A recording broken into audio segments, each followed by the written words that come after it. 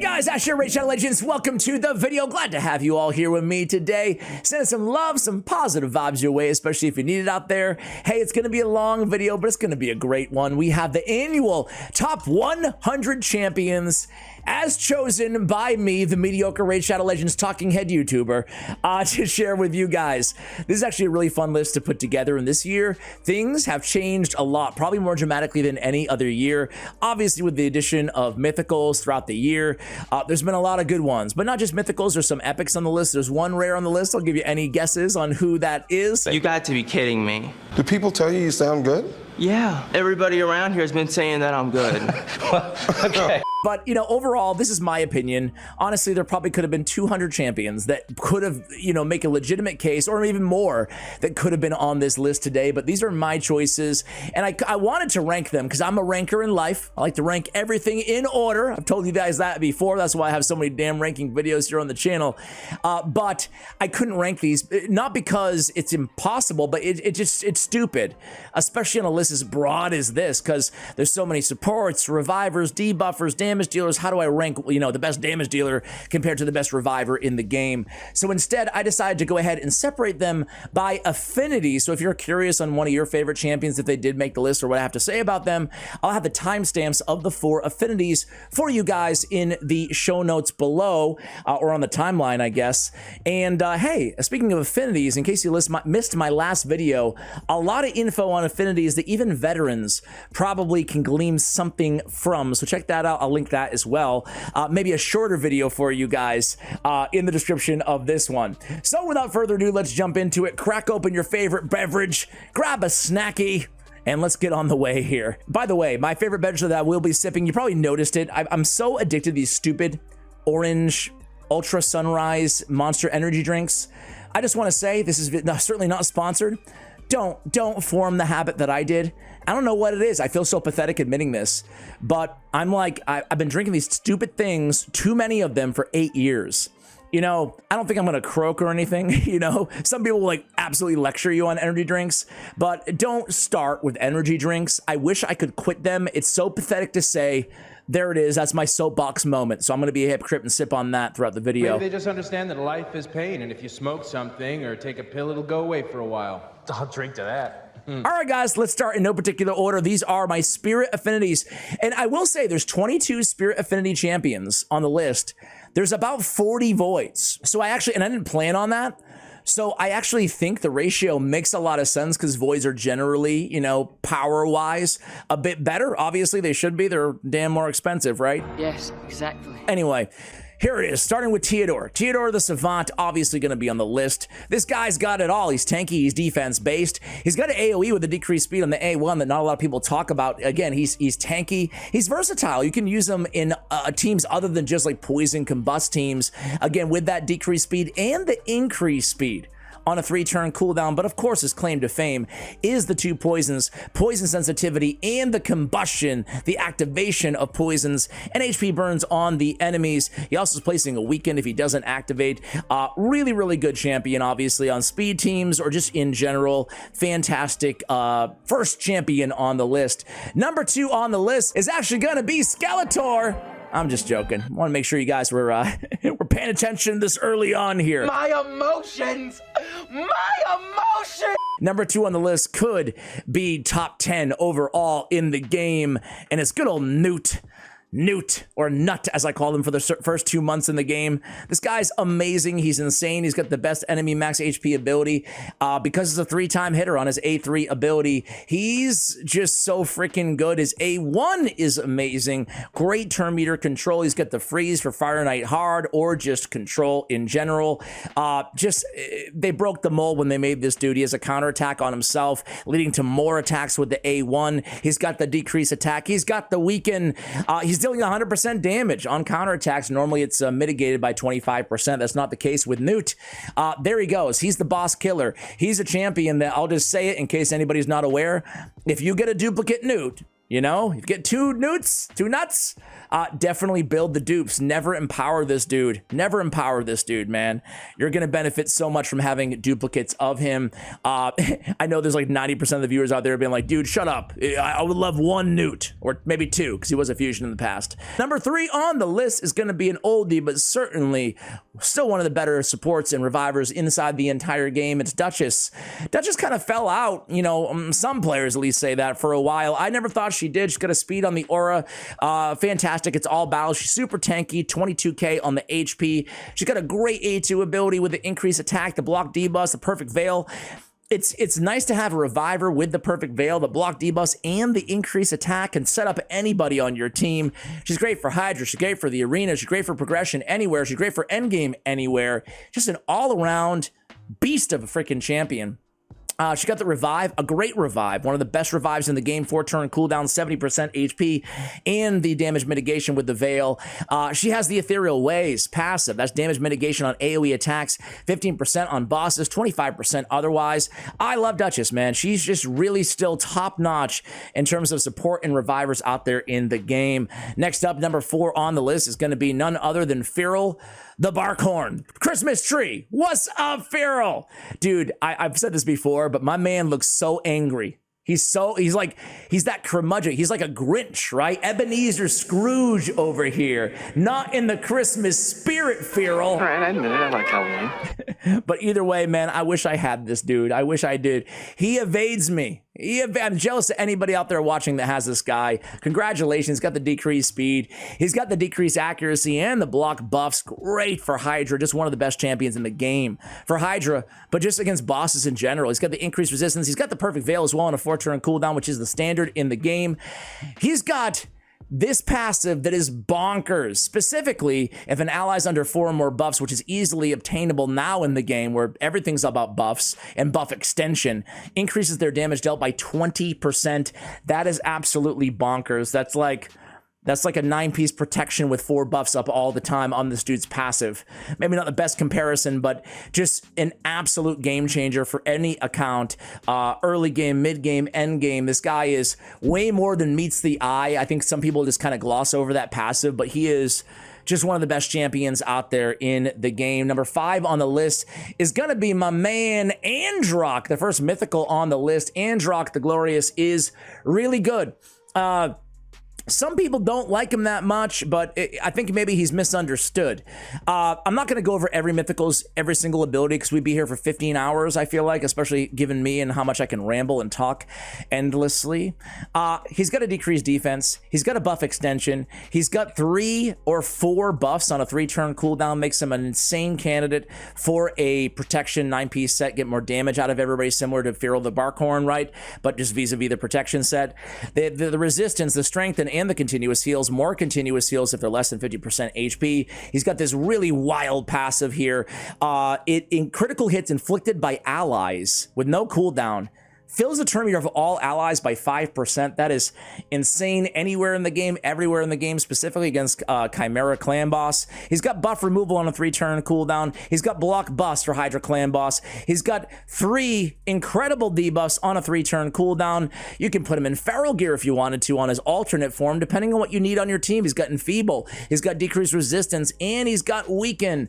I run him with another decreased defense champion on my teams for Hydra, and he covers the Weaken and the buff removal and the block buffs. This guy's really, really good. His damage is okay for a support, but he brings so much to the table on his alternate form and debuffs, on his main form in buffs. He is a true game changer. This is like a lot of mythicals in the game. Number 6 is going to be good old Nergigante. Just leave it to me. Archer Queen. Oh man, she is really insane. She's like a cheat code if you have her for Hydra Clan Boss. Anybody out there have her just like, oh yeah, I can slot her in. I know I'm getting like 3 champions worth of value, right? She's got heals. She got stun for any content out there. She got decreased speed if they're not if it's a boss not able to be stunned. She's got a 2-turn provoke and a hex on the same 3-turn cooldown against bosses. That's insane. As I said, she's a competent healer as well. Heals all allies by 10% of max HP when attacking enemies under hex, man. Oh God, to have a healer, a provoker, a hexer, and a decreased speeder all in one tanky champion, I think she's like one of the better legendaries out there. She is exclusive, so very, very hard to get. Let's talk about one of the first epics on our list today. To the surprise of absolutely nobody, it's Deke. Now listen, my heart wanted to put Stag Knight on the list because I like Stag Knight more than Deacon Armstrong, but that's like a personal favorite type thing. Maybe it's the aesthetics of the champion. I love Stag Knight, but Deacon Armstrong, I think he's, you know, in a vacuum, a little bit better. Why? Well, he has speed aura, which is fantastic, but he has the decreased defense. He doesn't have the decreased attack like Stag Knight does. He does have a leech on his A1, but what he does have is this extra turn ability on the 3-turn cooldown with the turn meter fill and the turn meter depletion. That allows him to get back to the decreased defense with basically 100% uptime on that decreased defense. So because of the extra turn, you can get back to it sooner, the A2, keep that decreased defense up there all the time against anybody. Deke is just really exceptional, really better than most legendary debuffers. A simple kit, but so incredibly effective. Number 9 on the list is going to be good old, I feel like some people have forgotten about this dude. I don't know what it is, but Ragash. Oh man, I remember the first time I saw this guy's kit, I'm like, are they serious, man? This dude just single-handedly power crept the whole entire game, man. I felt like at the time, and he still has it. He's just really insane. He has an increased defense buff on himself, which is fantastic because he's a defense-based champion who can actually deal a ton of damage too. He's got an AoE decreased defense and a stun on a 3-turn cooldown, both 100% chance at landing. Are you kidding me? I mean, back in my day, boys and girls, they didn't even have 3-turn cooldown stuns in the game. Now he's got the stun and the decreased defense and a hell of a lot of damage on top of that. Oh my God. He's got a strength in big version. He's got an increased speed, obviously big version. He's got a perfect veil on himself. Why not? What else are they going to add to this dude's kit? How about the start of each turn, perfect veil on the ally with the highest attack? How about extra damage on targets whose defense is lower than this champion's defense, aka, you know, most champions out there. He's a defense-based champion. How about defense in all battles by 30%? Ragash is so incredibly underrated. I don't know. Is he properly? I don't know, but like he's so freaking good. Okay. He's a beast. This champion may be fallen off from being like a top 50 champion, but he's still in my top 100. I did kind of like a very rough ranking, and it's Helikath, right? He's still a beast. He's still a beast, still deserves to be on the list. When he came out initially, he was an absolute game changer. It's like he power crept so many champions all at one time. He's got a Valkyrie-esque A2 ability, no counterattack, but a great shield based on his defense, which scales pretty well. He's got defense in all battles. My man has this counterattack with a very hard-hitting A1 that ignores block damage and shield.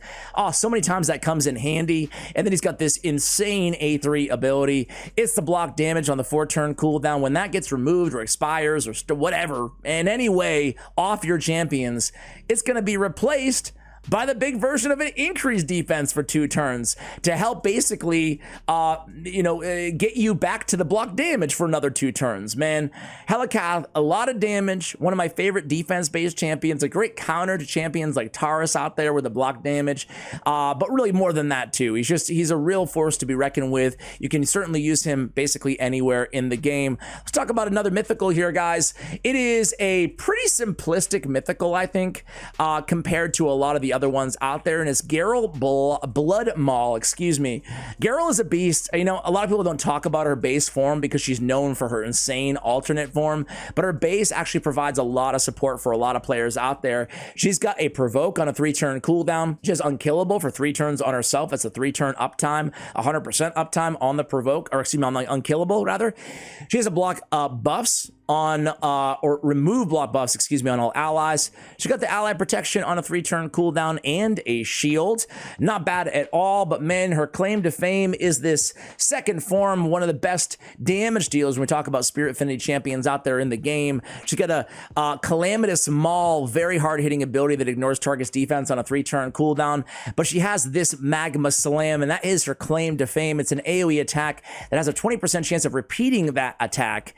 Now, put that with Crimson Haze passive. she's busted, right? Whenever an ally attacks, she has a 25% chance to team up and join them in the attack. Damage increases. This champion's HP decreases by 1% for every 1% HP lost. Oh, she's pretty squishy. That damage can just really scale up in all of those joining in the attacks. It really allows you, especially against like Hydra, to put attack percentage boots on her, really min-max your damage on her, and just trust that she's going to get the damage, even being a little bit slower than ideal. She's going to get the damage just from joining in on longer battles with the Crimson Haze passive. So Geral Blood Maul is insane. Another mythical here for you guys going to be Crixa, my first mythical on the account. Man, still one of the best in my opinion.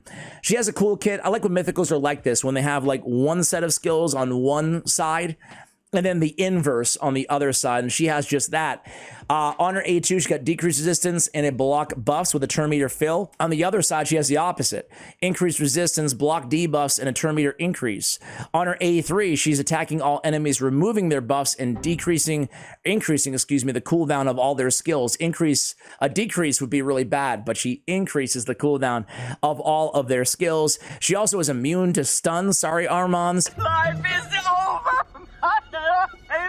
Increases champion's accuracy by 1 for every 2 resistance they have, so you can build her with some resist as well. It's a nasty passive there. And as I mentioned on the inverse, the other form, she's doing the opposite, right? She's got a decreasing duration of debuffs. She's got the opposite on the A1. Again, I already told you about the A2. On the A3, she's cleansing everybody and decreasing the cooldown of all ally skills by 3 turns. Oh, she's really, really good. Increases champion's speed by 1 for every 10 resistance they have, stacks up to 50 on that alternate passive. Really one of the best lockout cleansers, cooldown, you name it. She's one of the best manipulators out there in the game. Number 13 is another very hard to get champion out there because he was a limited or exclusive or whatever. It's Alatreon Blademaster. This is a champion that I feel like a lot of players, well, it's hard to say they sleep on because he's so hard to get, you know. But I think he's probably my first controversial pick maybe for the list. His players don't mention him, but because I think it's a lot due to the accessibility again. All right, he's a speed in dungeons by 30%. Fills the champion's turn meter by 5% each time a debuff is placed on them. Heals him by 5% whenever a debuff placed on them expires or removed. Nice handy passive there. But really what it's all about here is this insane protected buffs that he can bring to the table. Most specifically, a protected block debuffs. Very good against Chimera. Very good basically anywhere. It's a full cleanse on all allies. And a block debuffs, if there's a boss present in the round, it's protected. Oof, that's a nasty ability. The cleanse with the protected block debuffs, increased defense and a shield, 30% of his max HP. It scales well. He's super fast. Protected buffs, return cooldown, you name it. He's got it. Very, very good champion. Next up, we have another guy who is not on my account, but boy, I wish he was, and it's Teox. Good old Legate. Teox. Man, I've tried for this guy so many times, have not been able to get my hands on him, but boy, he's a nasty son of a jackal. He really is. In so many top teams, if you look at top teams on almost every boss in this damn game, you'll see good old Teox there. He's got ignore, targets defense for each debuff the target's under 50%. That's a big hard-hitting ability. Extra turn if it kills an enemy. An AoE before attacking, increase attack, increase crit damage on this champion. Extra hit on enemies under any debuffs. Ignore strengthen, ally protect, and shield. If enemies are killed by this skill under a debuff, blocks their revive, deals 20% more damage for each debuff on each enemy, stacks up to 100%. And then survival at all costs. Fills the champion's turn meter by 5% whenever an enemy or an ally receives a debuff.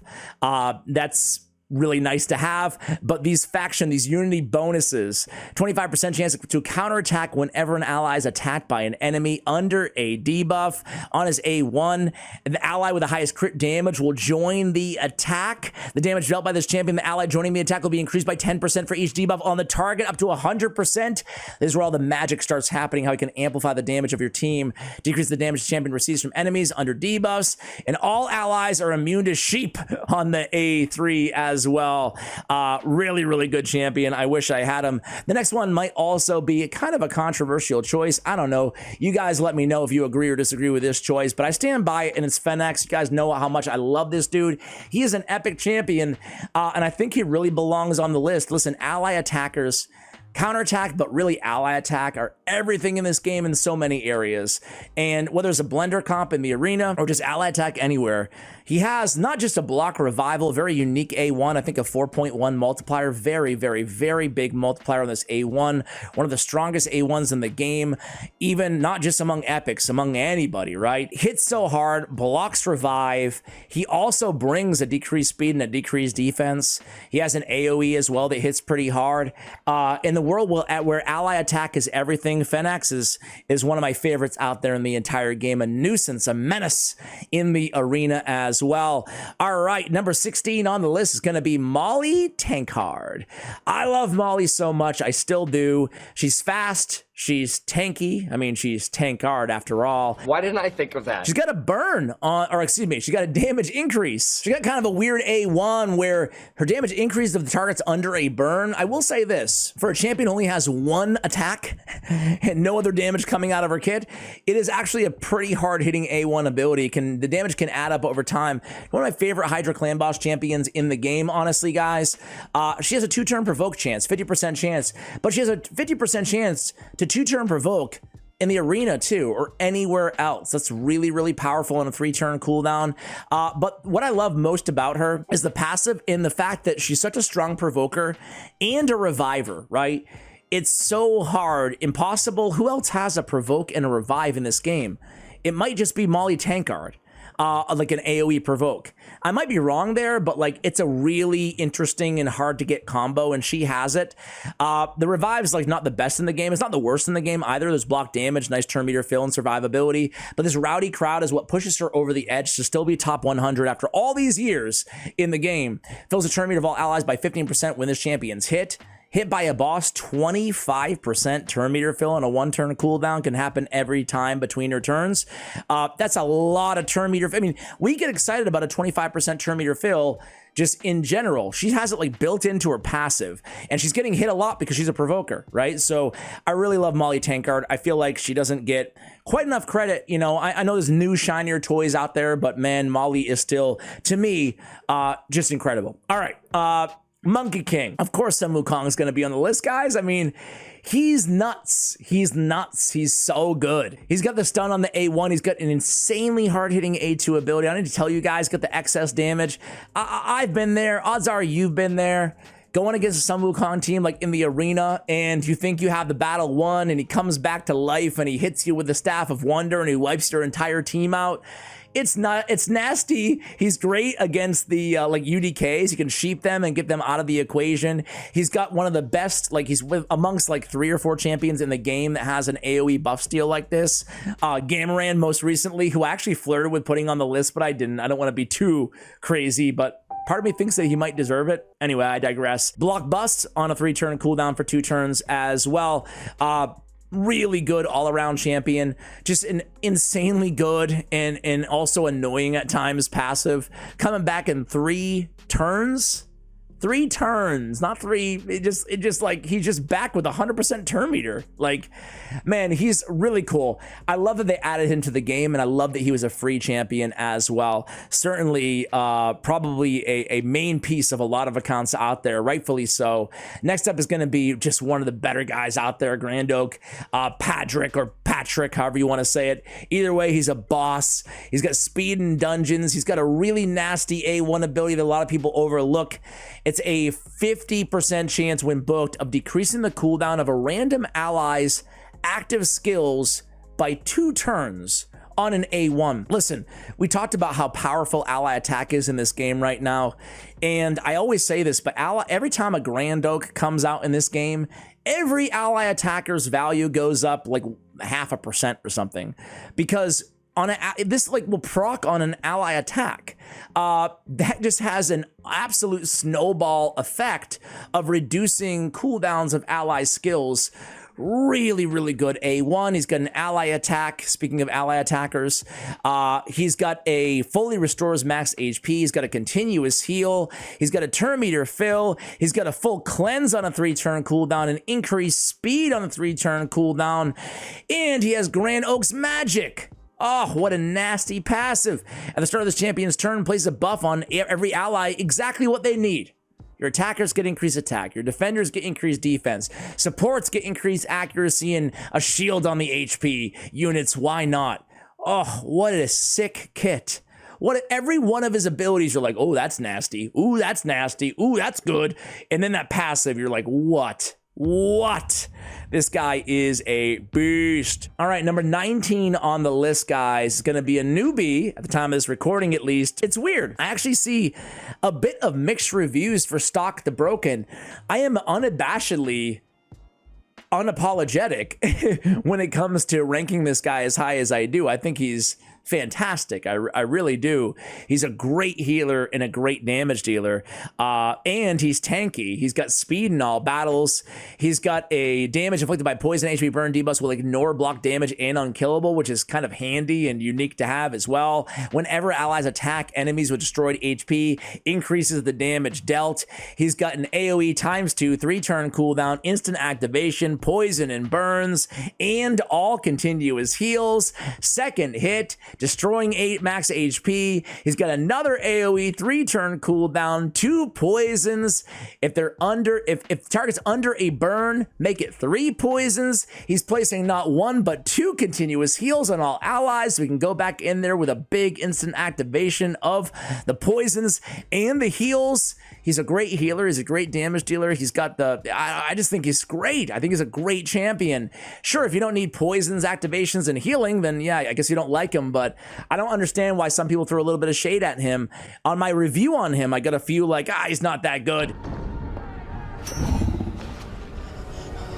Let's show them how good we really are. And I respectfully, I disagree. All right, next up is going to be definitely a controversial one. It is none other than Mezimel. Mezimel, Looper Fang. She's definitely not the mythical that a lot of players want to see coming out of Primal Shard. But after her buff as an owner myself, I will say that she is a lot better, a lot better. I think she's so underrated. And I feel this way actually about a few mythical champions in the game. I don't want to sit here and talk about mythicals all day that nobody has. But I almost put the Calamitous, one of the worst reviewed mythicals in the game. I was shocked at how good he is, honestly. Like, I was shocked after seeing those reviews. Same thing with Mezimel, right? What are the reviews? Like, very mediocre. She's a lot better than the reviews say. If you pull her, if you're lucky enough to get her from a Remnant or a Primal, you shouldn't be so disappointed. She's got a great self-buffing ability. She's got an Ignore Stone Skin ability. It's not the hardest hitting in the world, but it is an Ignore Stone Skin. And this ability, even though it looks like an arena ability, and it's an Ignore Stone Skin with a block revive, right? Very powerful. And she sets herself up with the buffs ahead of time. She's cool, and she sets her up an increased crit rate too, so you can build her with 70% crit rate if you want to and just try to go all out on the damage here.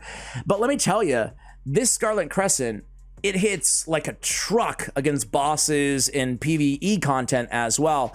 I also love her second form. Pretty simple. It's 2 hard-hitting AoE attacks from a Spirit Affinity Nuker. Spirit Affinity Nukers are kind of weirdly useful in this game, right? Meaning that like Force Affinity is so desirable because it counters the meta in Magic that makes it so there's some situations that you need to counter Force Affinity champions, kind of zigging while everybody else is zagging. Either way, an AoE, won't trigger counterattacks, extra hit on enemies under True Fear. She has a 2-turn True Fear on a 3-turn cooldown that won't trigger counterattacks, and it also ignores unkillable and block damage. Both hit very hard, so I really love her as a Spirit Affinity Nuker, damage dealer, Ignore Stone Skin champion. I know a lot of people will probably disagree with her being on the list, but it's my list. All right. Coming in at number 21, and I lied to you guys at number 22, Fatman at number 21, another epic on the list. Listen, this is going to be a reoccurring theme clearly here in the video. Ally attackers are the bomb in Raid. They're the solution to so many problems, right? Whether it be a Fire Knight shield, whether it be getting around a UDK in the arena, or just having everybody do amazing things with their A1 ability at a pretty frequent clip. And Fatman is my favorite out of every epic out there in the game. I put Fatman on the list, even over some of my favorite legendary ally attackers like a Lanicus, like a Longbeard, just because he's more accessible. And I love that he brings an HP burn and 2 poisons on the A2 ability. It's really useful to have that extra damage and that burn on there, right? There's so many areas in the game where burn is super desirable. So I put Fatman on there, and I lied to you guys. I forgot that I added him. I was making some last minute adjustments to the list, and I did put my boy on there. Stag Knight! Come on down, the last Spirit Affinity champion. I don't live here. Why am I in? I love him so much that I'm looking at for him in High Elves. I put him on the list, and he's. Did I forget any Spirit Affinity champions that you absolutely love and you're waiting for on the list? There's so many good ones, guys. But Stag Knight is so cool, man. Such a simple kit, so good though. He's tanky. He's super fast.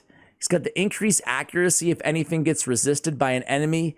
He's got the AoE decreased defense and the decreased attack. My man deals some like low-key sneaky damage as well.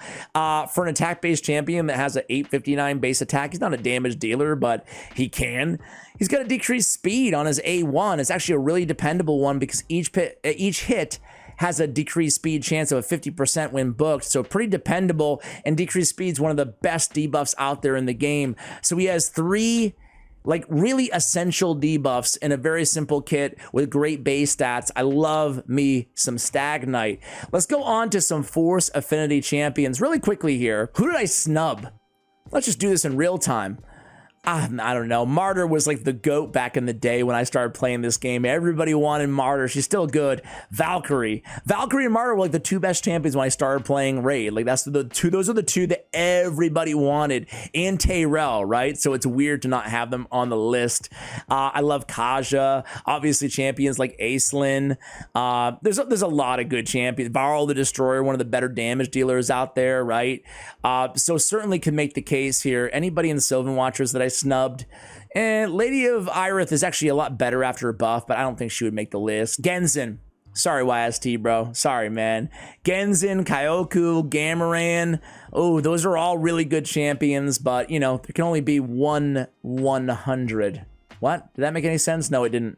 Well, anyway, it was tough to find a spot for all these champions on the list, obviously. Number 23 on the list, Force Affinity. I still think that Pythion absolutely deserves to be here. This dude's tanky. I've said this before, and people have agreed with me in the comments, so I'm going to say it again, damn it. But Pythion, like, sometimes there's just kind of champions out there that just feel a lot sturdier and more robust and tankier than they actually, you know, may appear based on their stats. I mean, my man only has 1299 defense, 2100, but there's something about Pythion. He's just so tough to kill. It's partially the Force Affinity, partially the passive, which is really good. Damage mitigation by 5% from skills for each buff on them, up to 25%. He's got a beautiful cleanse with the heal and the block debuffs. This shed skin. I did a video ranking like the best block debuff abilities out there or the best cleanses, excuse me, out there in the game. And Pythion, Alatreon, Hackler, Smashlord, champions that have the cleanse with the block debuffs on the same ability and then some on Pythion with the heals. This is so useful, right? So good.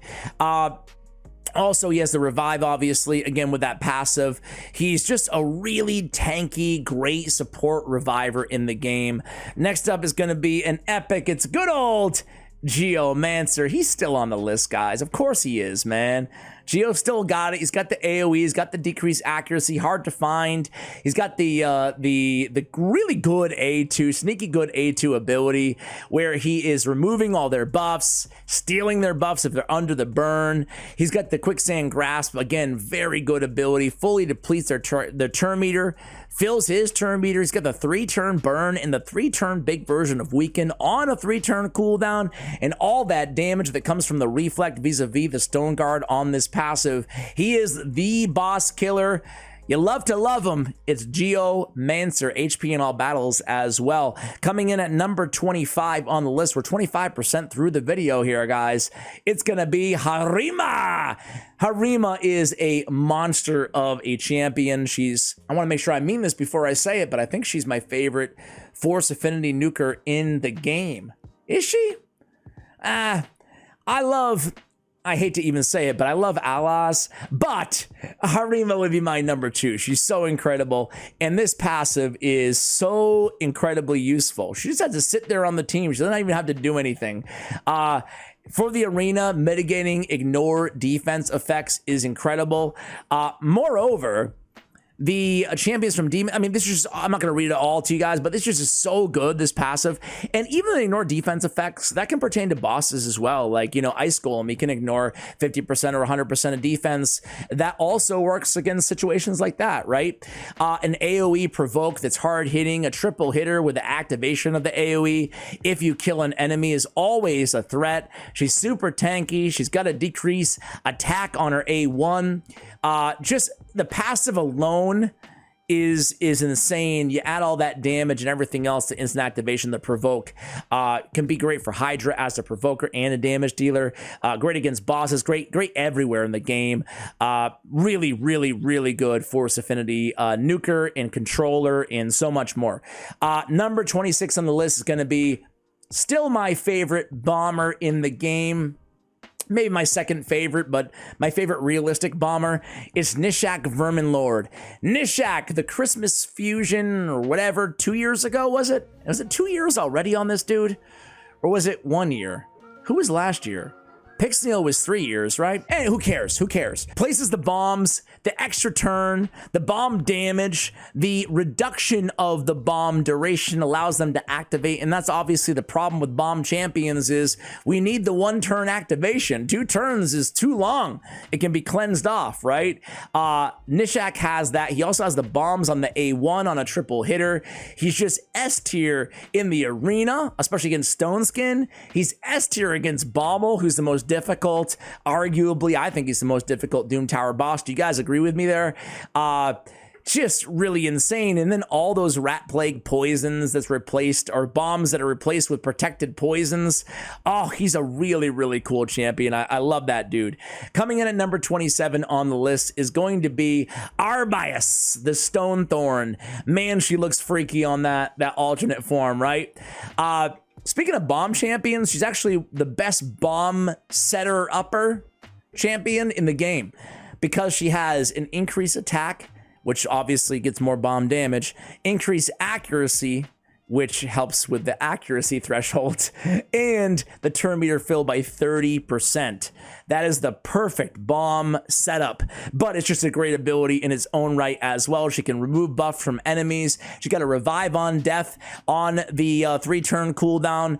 Very good ability here because it synergizes with her passive where she can put petrification the same way that Mithrala does. If they're under a revive on death in this case, there's a 30% chance to petrify them. Very annoying. She's got an AoE block active skills, great for mythical control or just wave content or anywhere, you know, against enemies susceptible to it. And then on the alternate form, she's got some leech and burn. She's got some turn meter, and then she's got the continuous heals and the taunt and the stone skin on herself. Man, she's busted. She's a really, really fun and very, very good mythical champion. All right, guys, speaking of Force Affinity mythical champions, a little bit more accessible here is Lady Mikage. Lady Mikage is one of the best champions out there in the game. I wish the fusion was more obtainable. Tatsu and Freya are just like they're just so Krila, excuse me, are just so hard to get, you know. But that's not what we're talking about right now, okay? Anyway, if you can get your hands on Lady Mikage, congratulations. You have yourself just an absolute insane champion that's going to help you out almost literally everywhere. No, everywhere in the game, right? I mean, I use Mikage almost everywhere. She's got the best ally attack in the game because she's setting up nukers with increased attack and increased crit damage. She's got the best buff and debuff manipulation ability in the game. She's doing all 4 things on 1/3 turn cooldown to enemies and to allies, right? She's got one of the most powerful A1s in the game. You have an Oboro or a Toshiro or a Ninja on the team. They're going to join in on that A1. Man, a little mini ally attack. She's got some of the best base stats in the game. One of the fastest champions in the game. At the start of the champion's turn, she removes all debuff. She cleanses the ally with the highest attack. She got AoE stun. She got turn meter decrease on a 3-turn cooldown. She got a buff removal. She got increased accuracy on allies. She got a big version of weaken. What more do you want? How about a sleep that's 100% on A1? Oh, yeah. How about accuracy on all battles by 80? I run her as my accuracy orally in Hydra. It allows me to build my other champions in the way that I want to without having to worry so much with getting exactly enough accuracy. Mikage is just one of the best of the best of the best. Great permanent fusion. Again, I wish it was a little bit easier to get, but just great nonetheless. Allas, I mentioned him earlier at number 29 on the list. Again, no particular order there, but Allas is one of my favorites. I have Allas and Androck are my 2 favorite mythicals in the game. I even have Androck kind of on my profile there. Any of you guys put any thought into like the champions on your little profile thing or whatever? I didn't put a lot of it, but Allas could be there. This guy has one of the hardest hitting, I don't know. I mean, I'm not sure on paper, but anecdotally, it feels like the hardest hitting A2 in the game for defense-based, or excuse me, AoE attack for defense-based champions. It can just evaporate everybody. He brings his own increased defense, not only on himself, but on everybody as well before attacking, ergo more damage out of this ability. Extra hit with less than 50% HP after the first hit, which is usually the case. He's got a 2-turn single target provoke, great for the Head of Decay. He's got the counterattack on all allies for 2 turns, block damage on all allies. And then on his alternate form, he's pretty busted too. An AoE attack with an extra hit on targets with burn on his A1 ability and nothing near the damage of the A2 on the base form. Another AoE though, with a burn for 2 turns, can't be resisted on enemies under Stone Skin, instantly activates on enemies under Stone Skin, true fear on all enemies. He's got restoration and a heal of HP, 30% of his max HP. He's got the big version of strengthen, the big version of resistance, increased resistance. He's converting his HP to defense as well, or defense to HP. Man, this guy is just absolutely nuts. All right, sorry to be so mythical heavy in this little segment, 3 in a row here, but starsage Galathir, right? A lot of strong force affinity mythical champions in the game that obviously deserve to be on the list, as hard as they may be to get. Starsage, arguably the best support in the game. So versatile. He becomes like one of the best revivers in the game on his base form. He's got a revive with a perfect veil. He's got a cleanse with a block debuff and a heal. He's got this just bonkers passive. He's receiving 5% less damage for every 100 resistance he has. But check this out. He's got a prevent death ability. Keeps him alive with 1 HP as well. Then he equalizes to the HP of the rest of the team. He's got an AoE with turn meter fill on his A1. And on his A2, he's got this super annoying A3 ability where he's increasing accuracy, he's decreasing resistance, and he's stunning all enemies. He's got the buff removal, arguably the better of the 2 skills. The buff removal on everybody, the block active skills for 2 turns, won't trigger counterattacks. Oh God, increases champions' accuracy equal to 75% of their resistance when placing debuffs. Oh God, he's really next level, and boy does he look freaky as well, right? All right, let's talk about 3 champions that I don't have.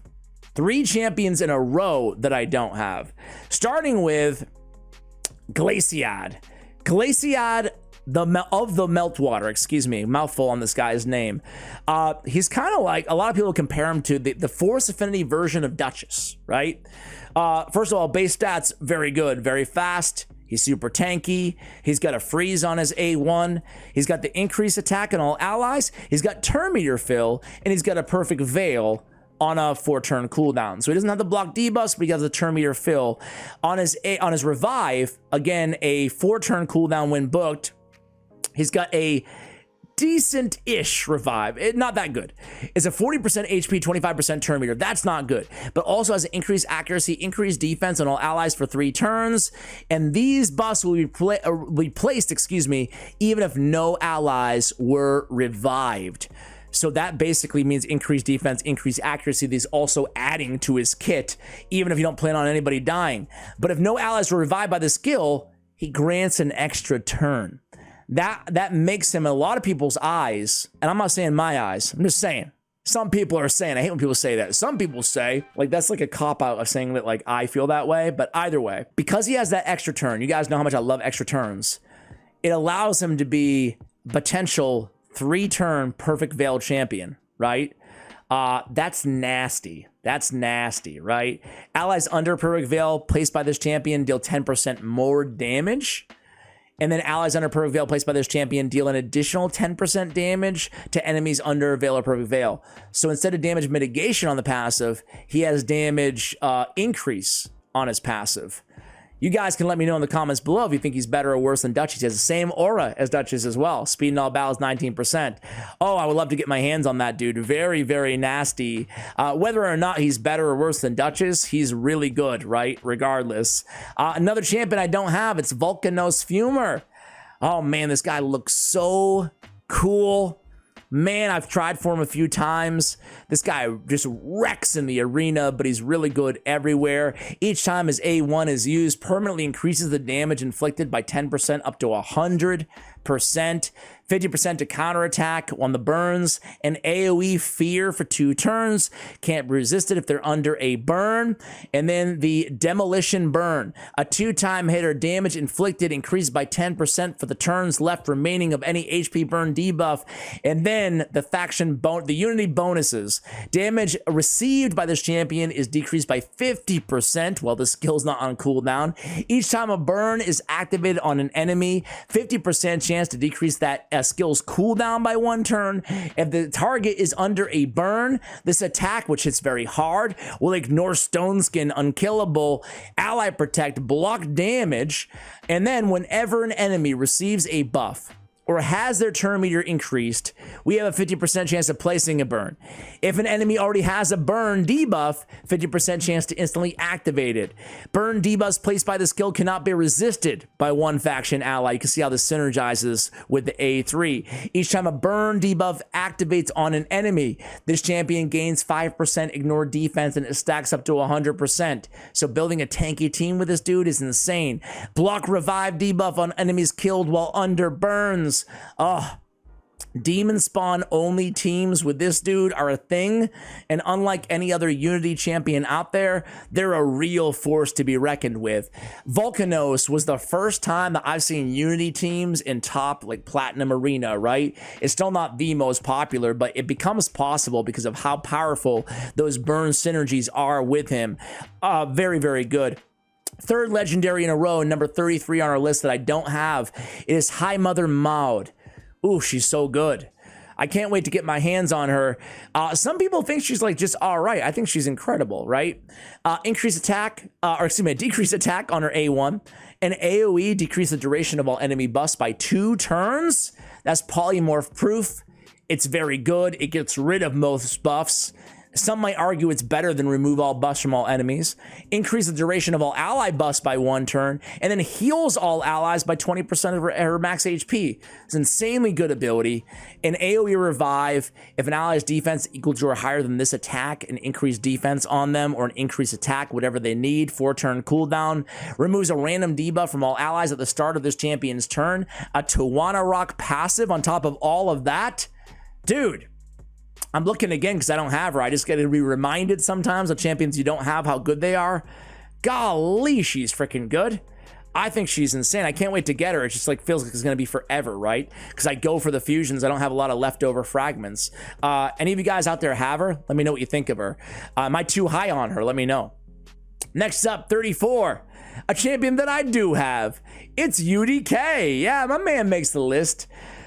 UDK is still just a GOAT, man. He can do things, obviously, that no other champion in the game can do, right?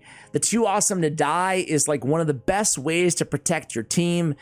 It's not just free-to-play players, but it gives free-to-play players a chance when they're not going to win speed battles all the time, right? He's got great support with the shield and the continuous heals. He's got the decrease attack. He's got the fear. He's got the provoke, really good against legendaries. And then he's got the didn't need him. It allows him to solo content, basically. He's really, really good in PvE and in PvP. Definitely belongs to be on the list, excuse me. Number 35 on the list is gonna be ESTD Dream Song. Man, I slept on how good she is, and she is so damn good. I knew she was like good. Obviously, I went for the fusion and whatnot, but I just didn't realize. It's weird when you, so obviously I have a lot of champions on my account, right? And I was just using other options, you know? But it just finally hit me how insanely just special, unique she is compared to most other champions in the game. You can, because of this extra turn, again, extra turns are so powerful in this game. I can't overstate it enough. The decreased speed, the decreased attack, or excuse me, the decreased speed and the increased attack and the turn meter fill on a 4-turn cooldown. It's a 3-turn duration on those buffs. So it's 100% uptime on those buffs because of her extra turn on all allies. And you want to build her fast, right? This ability, it's more than meets the eye. Again, it's that 3-turn duration. It's the turn meter fill and the extra turn all synergized into one. And then she has the same thing on her A2. Meaning 100% uptime on 2 of the most essential debuffs in the game. The decreased speed, the weaken on a 3-turn cooldown, but because of the extra turn, it allows her to get there fast enough to keep the decreased speed, the weaken, and the increased speed, increased attack up on everybody, enemies and allies. Moreover, she helps her get there with the turn meter fill, right? And the turn meter depletion as well. Man, she's so freaking good. She is so good. She is so insanely good. I just, she's so fast. Again, 115. When you see anything above, as a general rule of thumb, you see any champion in this game with over, I don't know, 110 speed, right? Anything close to 114, 115, they generally don't make champions that fast bad. I don't know why, I don't know what it is, but it's just a fact, right?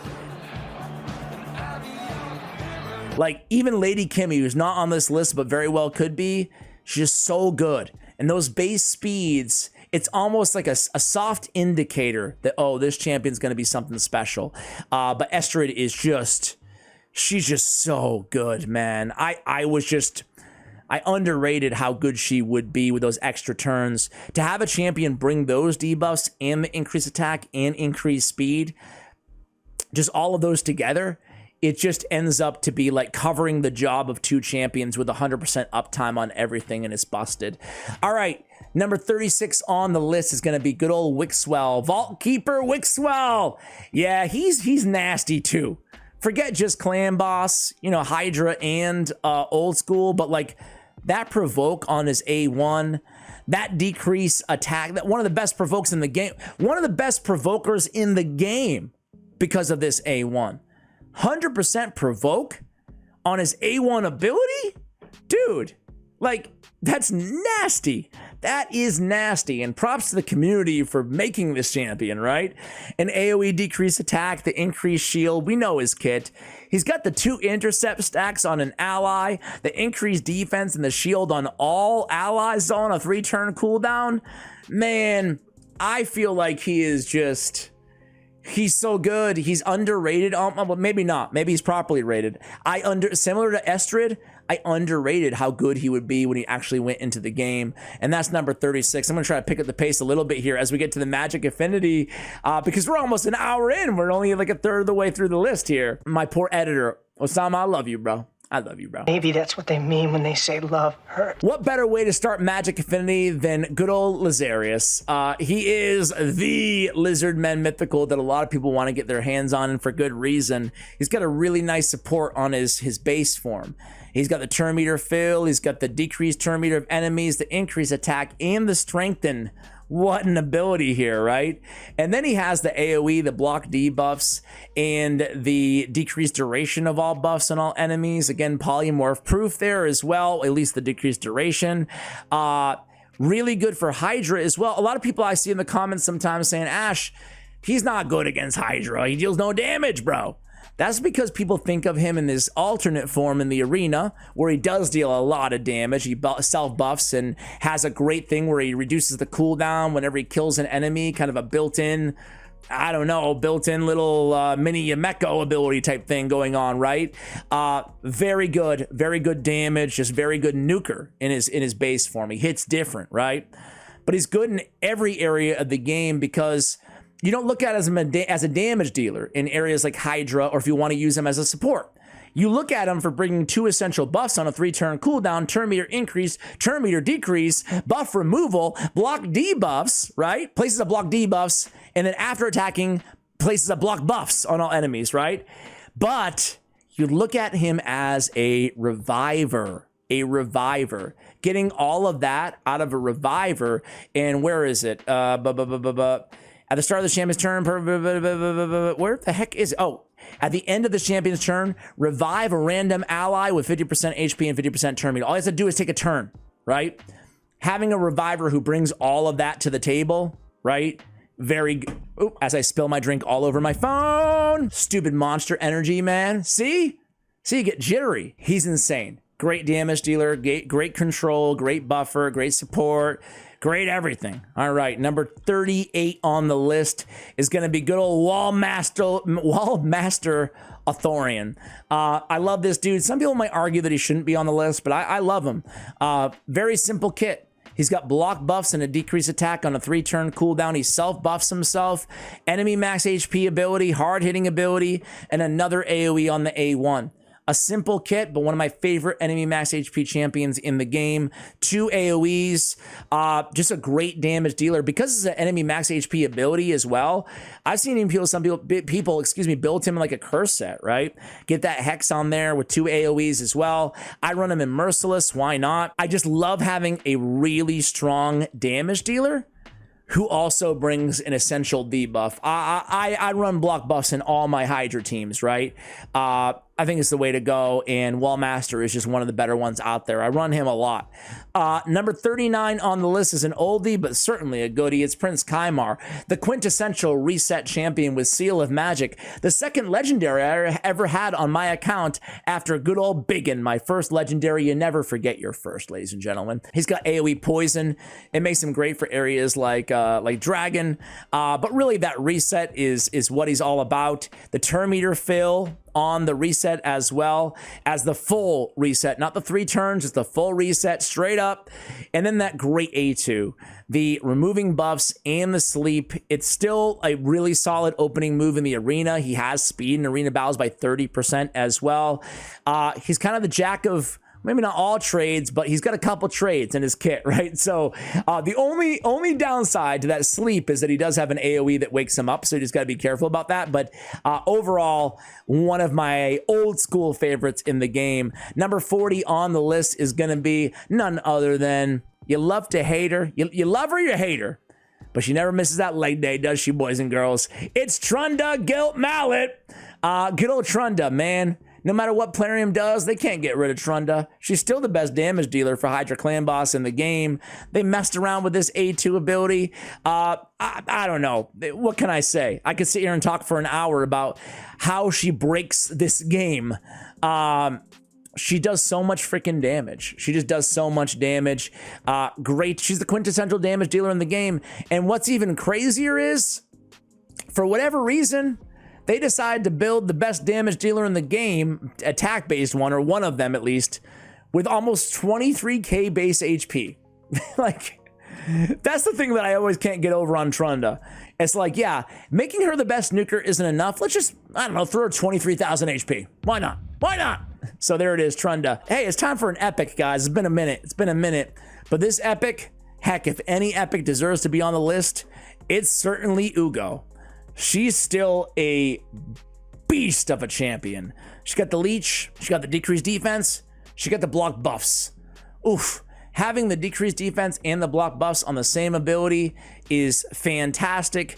Just having that, I'm not sure if she would be in the top 100 overall in the game, but man, she has such a good A3 just to add to it, right? Like the A2 is the highlight of her kit, right? Just so useful having basically, but you put the A3 there too, you're getting like definitely 2 champions in one with an epic champion, which is just insane. Removes heal reduction debuffs, removes another random debuffs, and then heals them by 20% of her max HP, almost 20k. It scales very well. She has the emergency revive thing, but man, what I love about this so much is it removes heal reductions, so that way you can clear the way for her really great heal. To have a healer, a leecher, a decreased defense, and a block buffs champion on the 3-turn cooldown too on that A2, just one of the best epics out there in the game. If I'm gonna start an account, I want some Ugo. Next up is going to be none other than, to the surprise of absolutely nobody, Ninja. I'm so glad they added Ninja back to the game here earlier in 2024. He's the boss killer. Not just any boss, pretty much every boss. He's got that hail burn. It is, I mean, step aside Chronom with all due respect. Nothing can touch this ability, right? So good. He's placing the burn and activating the burn. And then that A3, he's got the AoE freeze and stuff, which is great. But when decreases the cooldown of the hail burn by 1 turn. So now we can get back to it even faster, thus a hell of a lot more damage. Moreover, he's really a top 10, some might argue top 5 Hydra clan boss damage dealer in the entire game. And it's all because of that escalation. In longer fights, you can get 100% boost to your attack and 25% chance to your crit damage. Golly, it's nuts the type of damage that Ninja can put out. So definitely one of the better champions out there in the entire game. Mishinaki makes the list as well. Man, I love, it's similar to Ugo, what we're talking about. I love when one champion can bring so much versatility to the table. And that's what we get in Mishinaki. We get the join in attacks on the, whenever an ally attacks an enemy under a hex on his passive, he can join in, 50% chance, and he can join in, do some nice damage, and also place that burn.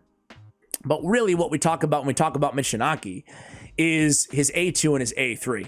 Both 3-turn cooldowns when booked. He's got the AoE decreased defense and the decreased attack if they're under hex. Okay, we're already talking here. Like, this is already very good. But then he's got a 2-time hitter, 3-turn cooldown. First hit removes buffs. Second hit places the hex. Now, when he was introduced to the game, hex wasn't as good as it is today. Hex is extremely good today. He is one of the best Hydra champions out there, but he's useful basically anywhere. And he's tanky because he's defense-based. And he deals a lot of damage, A, because he has the Hex and the damage buff, but B, because he has 2 decently hard-hitting AoE attacks, right? So, man, Mishinaki's just one of my favorites. And, man, this dude looks freaky as all hell, too. Like, he's missing half his head. I don't know. He's a really... Oh, actually, you know what? He's not oh, okay, is that, whose head is this? Wait a second, whose head is that? Is that Karato? It can be yours. Anyway, I digress. Number 44 on the list is gonna be Sylvan Watcher, Elva Autumnborn. Elva's so good. She's fast. She's a great healer. She's got speed in all battles. I say great healer because of that passive. Heals each ally by 10% of their max HP at the start of their turn. Perfect veil for 1 turn on the ally with lowest HP. She got a revive on a 3-turn cooldown, a good revive. She got this great ability, the increased speed, the block debuffs, and the cleanse, all on a 3-turn cooldown. She's got a continuous heal on the A1 as well. Oof, on the ally with the lowest HP, who needs it the most, obviously, right? Elva is just, she was the first Sylvan Watcher added to the game. She's still one of the best Sylvan Watchers out there. Really, really good. Reviver and support, just top of the list. Remember how we're talking about the best cleansers out there in the game? Elva's certainly in that conversation with this amazing A2 to get that increased speed on there in addition. Just nasty.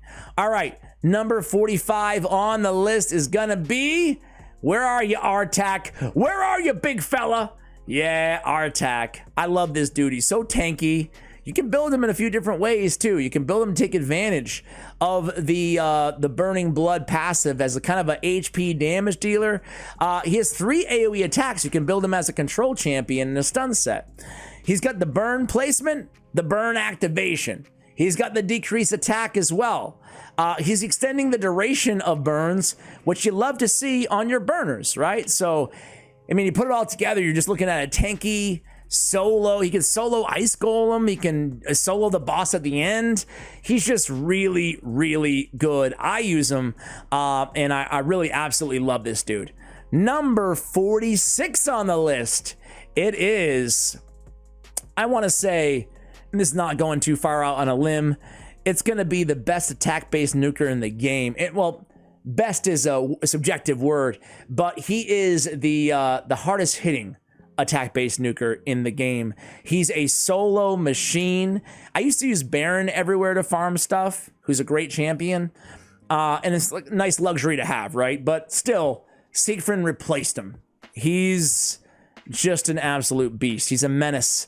He's got the block damage that's a block the fatal hit, so he can't be easily disposed of. He's got this hard-hitting A2 that resets the cooldown of Rage of Nephilim if it kills an enemy, resets the cooldown of all of his skills if it kills 2 enemies. That makes him the best campaign farmer, farm Nightmare campaign solo with this dude, right? Just go in with the A2 again and again. The Rage of the Nephilim is just... If you've been hit by this, or if you've hit with this, if you're lucky enough to have him, they buffed him. He used to be very mediocre, and they buffed the hell out of this ability. 50% ignore defense with the remaining enemies on the surplus damage. It's just, it's like seer type numbers that he can pull off with a karma burn, but without removing all your buffs on this ability. On the alternate form, he's the only mythical that can only alternate unless it's conditional. You can't just metamorph him. Everybody needs to be dead. And then you can come in and revive. Not only revive everybody, but revive them with 2 turns of block damage. Can be a real game changer, a difference maker. Good for areas like Sand Devil, right, too? All kinds of utility on this dude. He's definitely, you know, for me, he's an easy top 20 champion in the entire game. The Reviver, the Healer as well, the Cleanser as well. Just like absolutely busted. The next one's another mythical at 47. We have a little mythical stretch here, guys. Sorry. Give them a shame, they will understand. This one, though, might be one of the more controversial along with Mezimel that I have on the list, but this guy's a lot better after his buff as well. Speaking of mythical buffs, it's Aphidus the Hive Lord. This guy used to be very crappy, honestly. They went and they touched up his abilities. They increased his multipliers. You're looking at a nuker who brings an increased attack on everybody, which is really nice. He's got burns, a lot of burn synergy, burn activation on his base form, 2 AoEs that deal a decent amount of damage as well. He's got the damage escalation, which we always look for in longer battles, a la a ninja or a Varl the Destroyer.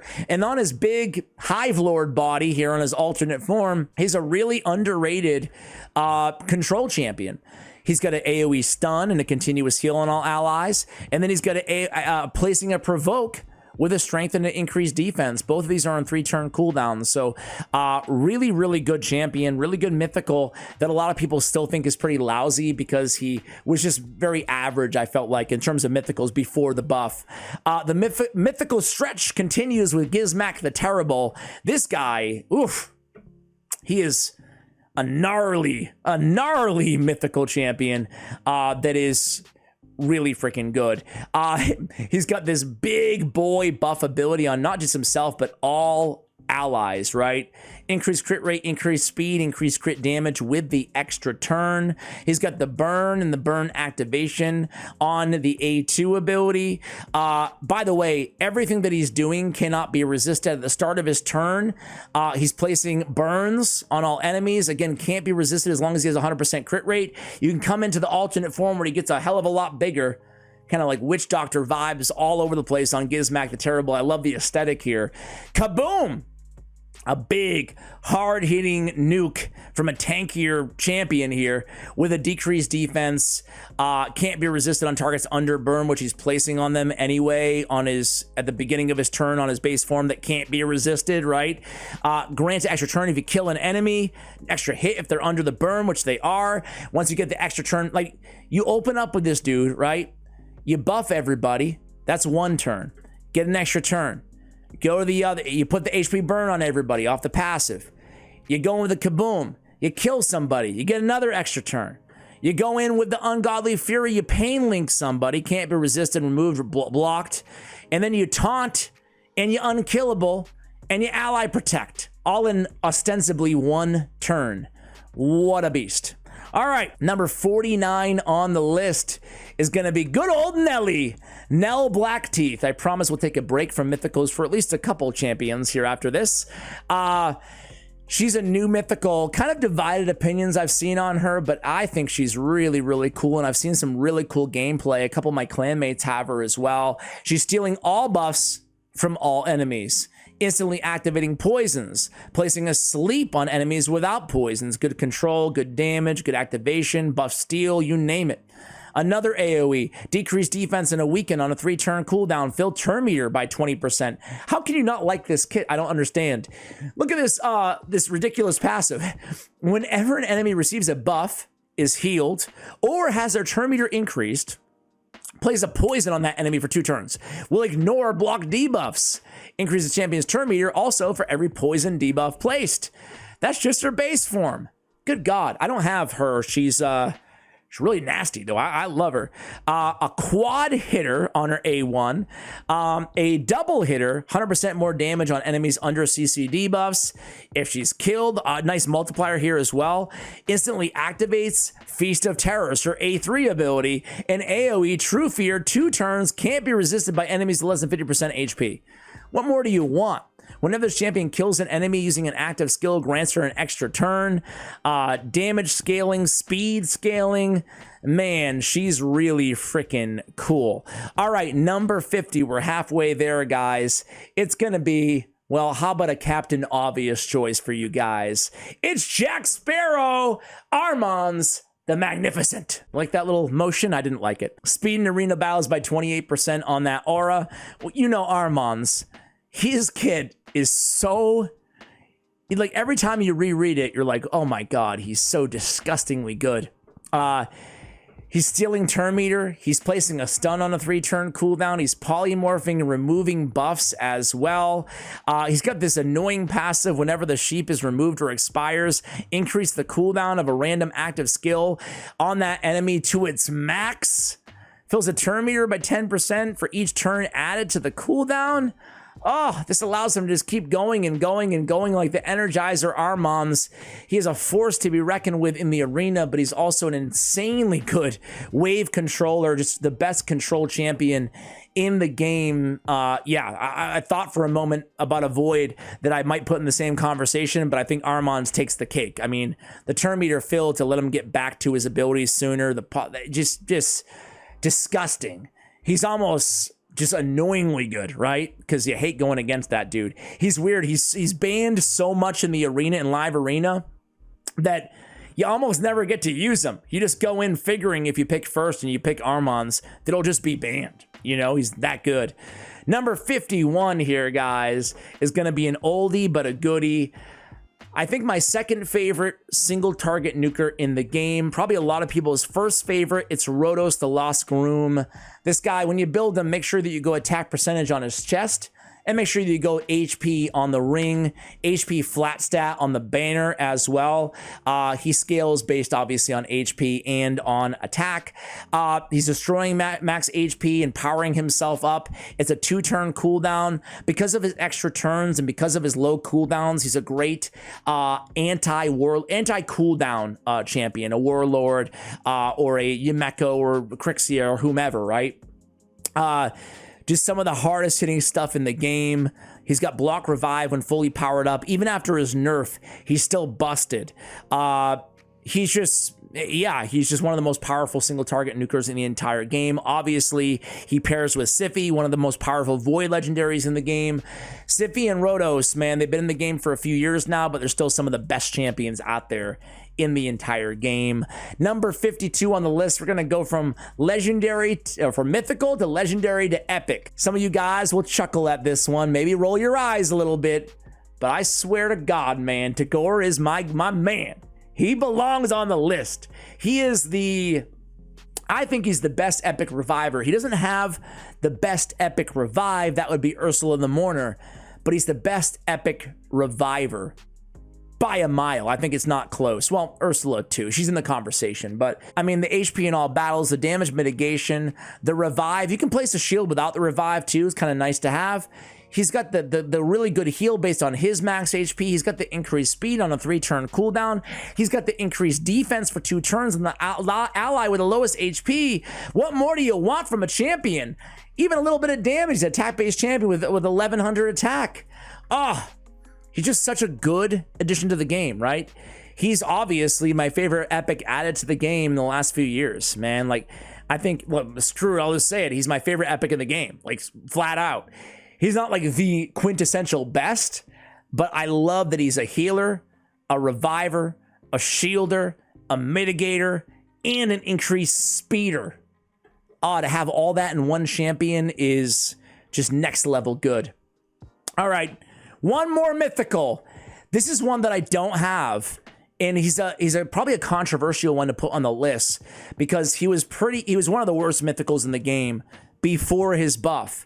But he got a big buff, and now he's a lot better. He's a force to be reckoned with for sure. He can deal some damage. He's stealing buffs that can't be resisted. He's attacking all enemies. Damage goes up if his max HP is higher, which is usually going to be the case. This guy's an HP-based champion with 22k base HP. He hits a lot harder now on his alternate form.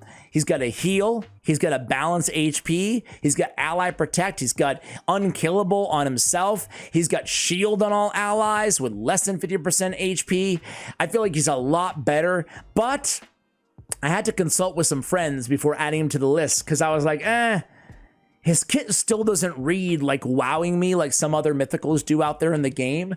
But everybody who has him that I've talked to says that now that damage is there on his base form, he's a lot better. And I've seen a lot of endgame players using him in the arena as well. Obviously, it's good for PvE. So I think they did a nice job with the buff, and I did include him on the list at 53. At 54 on the list, guys, we have a previous fusion, White Queen and Korra. Oof.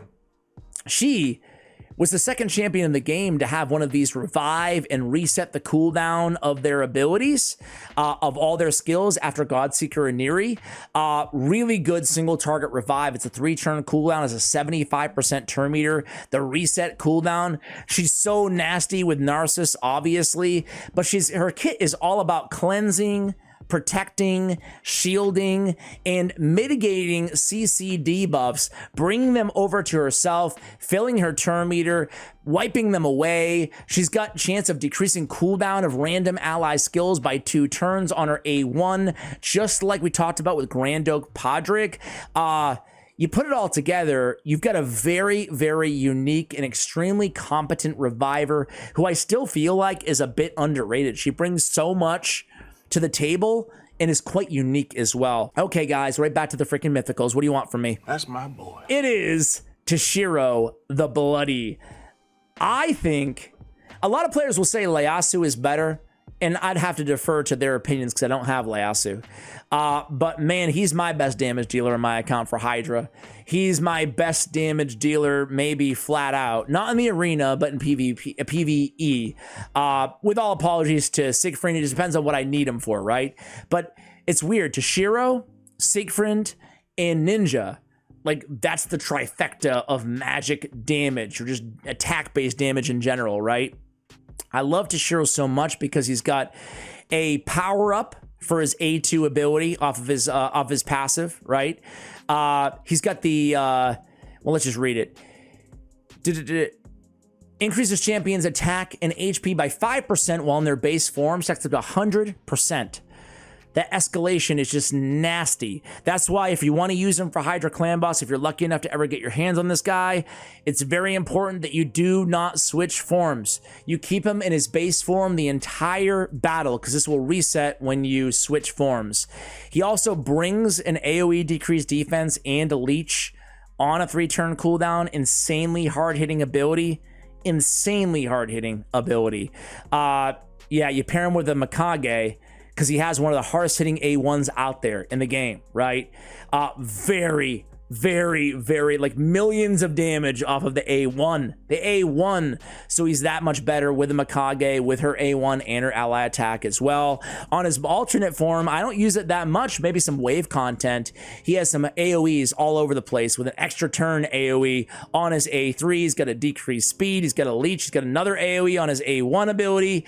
He scales off HP, gets a lot tankier, and he looks so much cooler. I wish he looked this cool on his base form. This is one of the most coolest, aesthetics in the game, in my opinion. What about you guys? Doesn't he look so unbelievably nasty? Oh man, I love the little flip of the hat or whatever the heck it is. 56 on the list. It's gonna be Nice. Nice, the Shadow Thief. Man, this guy is so annoying to deal with. He can hit like a truck. He's got an AoE that won't trigger counterattack, stealing turn meter from the enemies. Can't be resisted by enemies with more than 50% turn meter. The stealing turn meter is so powerful, kind of like Armon's. He goes in with a hard-hitting A3 ability against bosses because it deals double damage.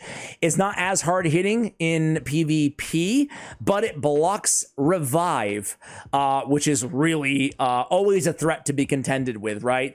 On his alternate form, he turns into this beast of a champion. He's got the counterattack. He's got the cleanse, the self-cleanse. The counterattack goes into a hard-hitting A1 ability. He has a hard-hitting AoE on the A2 with the provoke as well. Can't be resisted if he has more than 75% HP. He also has a stun for 1 turn that can't be resisted if he has less than 50% HP. If you kill this dude, it will preempt the fatal hit, transforms him into that alternate form, where he can, again, put the block damage on himself, the counterattack, their protected buffs as well. Oh, he's annoying to deal with. Really cool champion there. All right, 57 on the list is going to be good old Thor. Man, Thor can really deal some nasty damage, huh? Man, I mean, I've told this story before and no one wants to hear it again, but damn it, I'm going to tell it because I'm an hour and a half into the video and I feel like telling it. I just misplayed the fusion. And I was one event short to complete the fusion. And I've been kicking myself ever since. I can see the damage that he puts out. Not just the damage, though. The increased attack, the increased crit damage, right, on himself. He brings his own buffs. And that decreased speed, I love it, right? The decreased resistant permanently. He's just a nasty champion. Good escalation, good damage. Just really solid, right? I mean, you guys let me know if you use him. How jealous should I be? I've actually used my thumbnail artist account with him a few times. I did a guide on his account using him, and I'm like, damn, this hurts a little bit harder than I expected it to because he's a lot better than I expected him to be. Definitely makes the list at 57. At 58 on the list, it's He-Man. It's He-Man, baby. He-Man is pretty nasty. He's a champion champion, so he's hard to get. You had like a couple events to try to get him as well. But man, he did not disappoint. He ignores Stone Skin. He's got the increased attack. He's got a turn meter fill if he kills everybody. It's a really hard-hitting ability too. And then another hard-hitting AoE on his A3 ability. He's such a cool champion. Again, I have the power. He doesn't disappoint at all. He's got the escalation on his passive. He's got the strengthen at the start of each round. Strengthen every time he drops below 50% chance. Or 50% HP rather. He's got, strengthen on this champion a few times anytime an enemy's HP drops below 50%. And there's no cooldown. That just happens all the time. He's basically got strengthen on him all the time. He's got a hard-hitting A1 with an extra hit against Corrupted. He's got turn meter fill.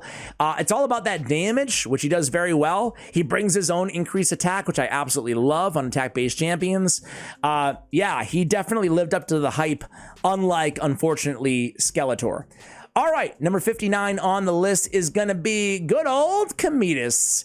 I kind of teased Cometus earlier in the video when we talked about Nishak Verminlord being the best bomber out there. I said, well, technically, I think I would take Cometus, but he's a nasty little bomber, right? I don't have him, but boy, I go against him all the time. He's got the 100% turn meter still and the target skills on cooldown. Oof. It's a single target ability, but I can't think of a better single target ability in terms of like just absolutely neutralizing somebody and basically getting him to a closer to an extra turn. He's got an AoE, removing buffs from all enemies, block active skills, stealing turn meter. And this isn't even what he's known for. He's of course known for, he has an extra turn ability with the heal and the weaken as a nice setup. But he's got the 2 bombs with the instant detonation on enemies with Stone Skin. With the stun on enemies who had bomb debuffs detonated by this skill. That's pretty nasty, right? Pretty nasty. Moreover, 100% chance to reflect all bomb debuffs back to the attacker. 30% chance to reflect other debuffs on this champion back to the attacker. Heals his champion at 20% of his max HP whenever enemy's killed by a bomb. Yeah, it's just ridiculous, right? Just ridiculous. The only way around him is enemies HP, instantly detonates bomb debuffs on enemies with Stone Skin or enemies whose HP is less than this champion's HP.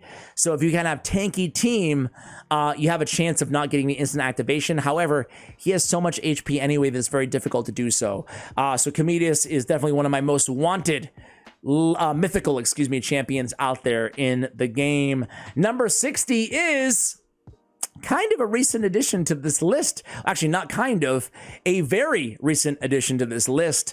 And it's actually Operdin Clanfather. He used to be one of my worst legendaries in the game. It's weird when they buff a champion because you're so used to them being sucky that it's almost like does not compute that they're good now. But he is good now. If you just go to Chimera really quickly, look at the top teams. I hope I'm not like, I was looking at them a day or two ago, right? You can go to hellhades.com too to look at the top teams, right? But you can just go to the hardest, it doesn't matter the difficulty. You go to the hardest difficulty. What am I doing here? I can't even go look at the teams. Oh man. Anyway, I was looking at Hades. I was looking at the actual best teams on the thing, and so many teams were using Operdin Clanfather. I did a couple guides on him talking about why. He's one of the best healers now. He's kind of like the magic version of Wither the Crowned in some ways. This is a great ability. The block buffs, the heal reductions are going to be removed. He's going to put 2 continuous heals and a block debuffs and another little cleanse of a debuff on all allies. Most of the time that's enough. But this passive 2, each time a continuous heal heals an ally, you get a 10% turn meter fill with no cooldown. That makes him one of the most competent champions out there in the game with 3 buffs. So great for a 9-piece protection. Great for Chimera because of all that turn meter fill. Your team ends up going a ton more often, obviously. It helps with survivability, but it helps with that turn count because the only factor is the Chimera's turn count. So Operdin Clanfather really went from worst to one of the first out there. All right, guys, that's 60 champions. We're on to the voids. We're on to the voids, guys. Let's do this. So we're on to the voids, guys. We are there. We are on the home stretch, kind of, sort of. Warlord, obviously just one of the GOATs still to this day. The quintessential void legendary, whoever he wants to see coming out of the void shard. A great lockout champion, not just to put all their skills on cooldown, but also 60% fully deplete target's turn meter. What a game changer. And then a nasty support ability with the block debuffs and the shield and the heal on a 3-turn cooldown on his A2 ability. He's also pretty tanky. He's also increasing the duration of all debuffs on the target with his A1 ability. He's actually sneaky good inside PvE as well as PvP, even though that's what he's known for. 62 on the list is going to be good old Crixa. I still think she belongs on the list. Maybe, you know, power crept is not the right word because she still is just so unbelievably good. But when she was added, it was like, I remember looking at her kit and being like, what? Every ability is enemy max HP? Are you kidding me? And it's so great because it scales off of attack and HP and all this stuff, but it's all the grandeur on the passive. It takes care of all of that. It mitigates damage from AoE attacks, so she's not as fragile as she may look. She's stealing turn meter before attacking, can't be resisted. The target has higher max HP than this champion. Oh man, yeah, she's definitely just still insane. She's built different. She looks so cool. She might be the coolest looking dwarf in the game, in my opinion. What about you guys?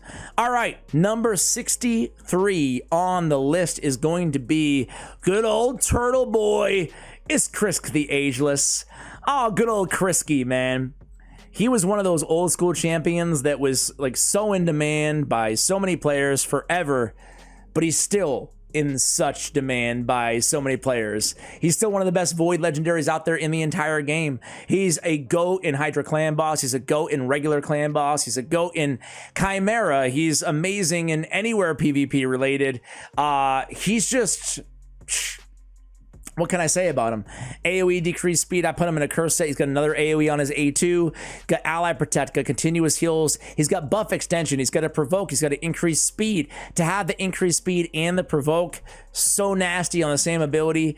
He's also got a shield to start of the round. He's got the decreased defense, big version, decreased attack, big version. Every time he's hit, he's tanky.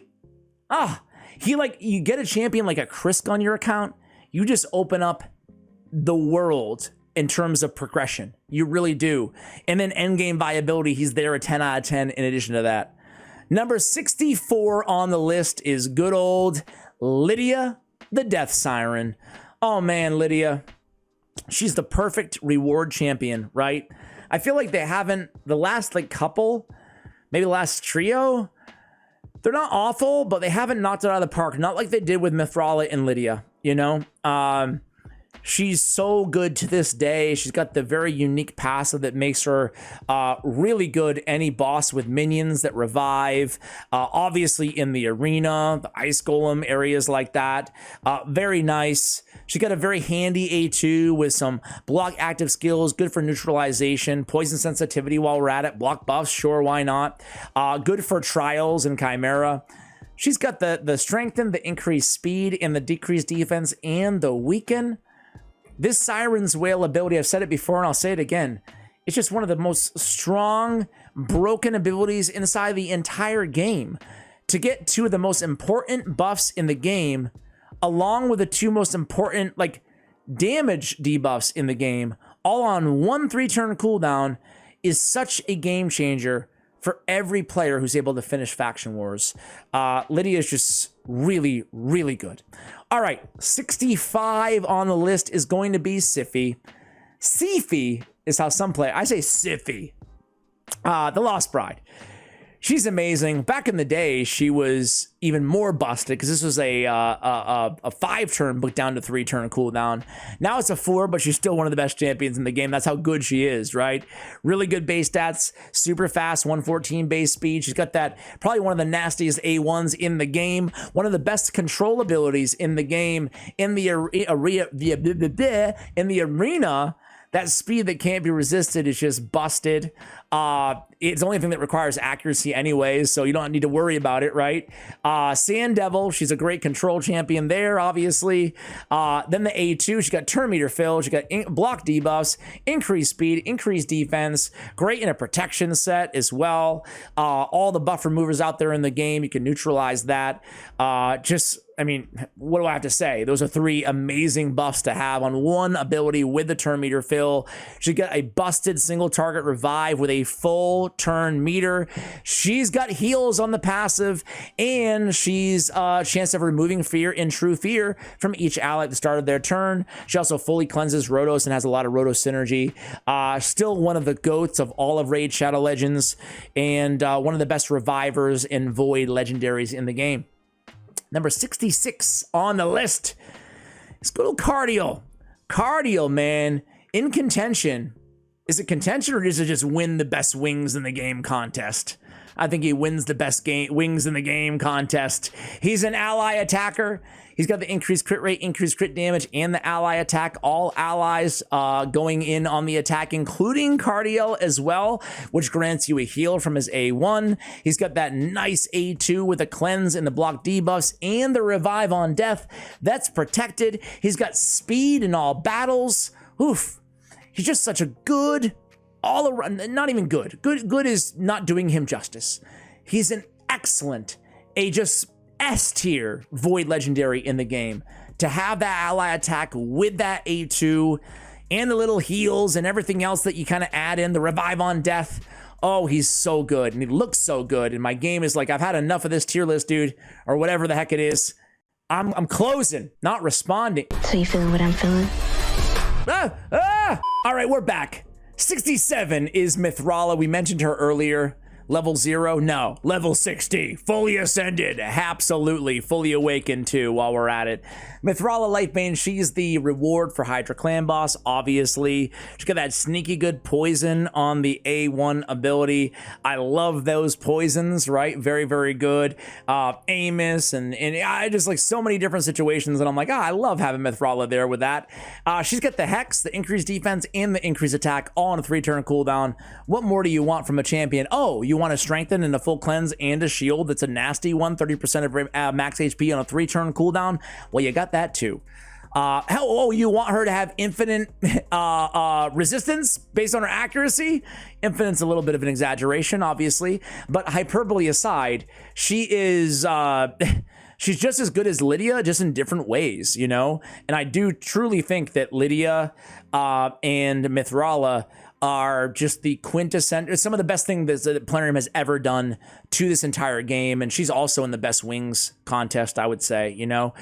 Really cool Medusa-like aesthetic about Mithrala Lightbane, and just an absolutely just busted kit.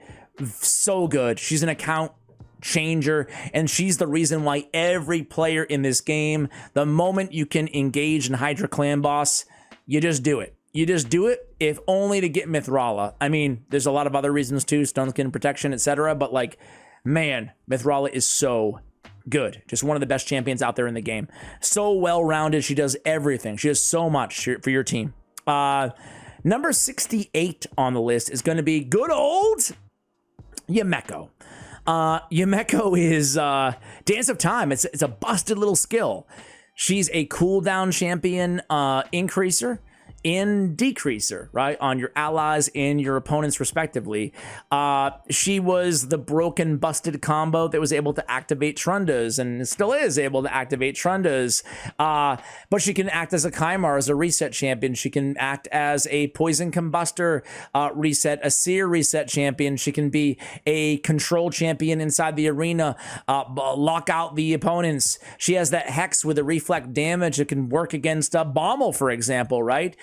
She can bounce those debuffs back onto the attacker, a really nice and underrated A2 ability. She's also landing that Hex. She's stealing turn meter on the A1 as well. Man, she's doing so much. She's got a perfect veil on herself at the start of each round. She's immune to all debuffs while she's under that perfect veil as well. Oh, man, Yumeko. She's really friggin' good, huh? I'm going to stop saying she's really good on every single champion, even though this is going to obviously pertain to every champion from here on out. Everybody on the entire list. Marichka. Yeah, I'm not going to say it, but yeah, Marichka, the champion that was so busted that they refused to nerf. And she's still so strong. Let's start with her passive. She's got the revive everybody else when she dies. It's such a short cooldown too that you just revive her again and then it all happens again, right? She's so annoying to go against. So awesome when she's on your team, right? She got the cleanse and the turn meter fill on the A3. She got one of the best heals in the game. 40% of her max HP on a 3-turn cooldown. She's got a shield and a protected strengthen. She got that A1 that a random ally will join in, or Taurus if he's on the team. She got the speed, and I forgot to mention the block damage every time an ally receives a bomb, poison, or burn. She's one of the best counters to anybody who has a bomb, a poison, or a burn, right? Marichka, the Unbreakable. She is absolutely insane. Taurus the Fierce, her companion. Oh man, he's so freaking tanky, isn't he? All incoming damage from skills just reduced by 50%. No big deal. No big deal. When attack decreases the enemy's attack, he's decreasing the effectiveness of attackers. He's placing a fear that can't be resisted on enemies from those factions at the beginning of the turn, which can be super annoying. He has this super hard hitting A2 ability with a 2-turn stun. He's HP. Did I mention he's HP based and super tanky and tough to deal with and get rid of? Every time anybody attacks Marichka, if you're lucky enough to have both of them, he counterattacks with a 2-turn stun that hits so freaking hard.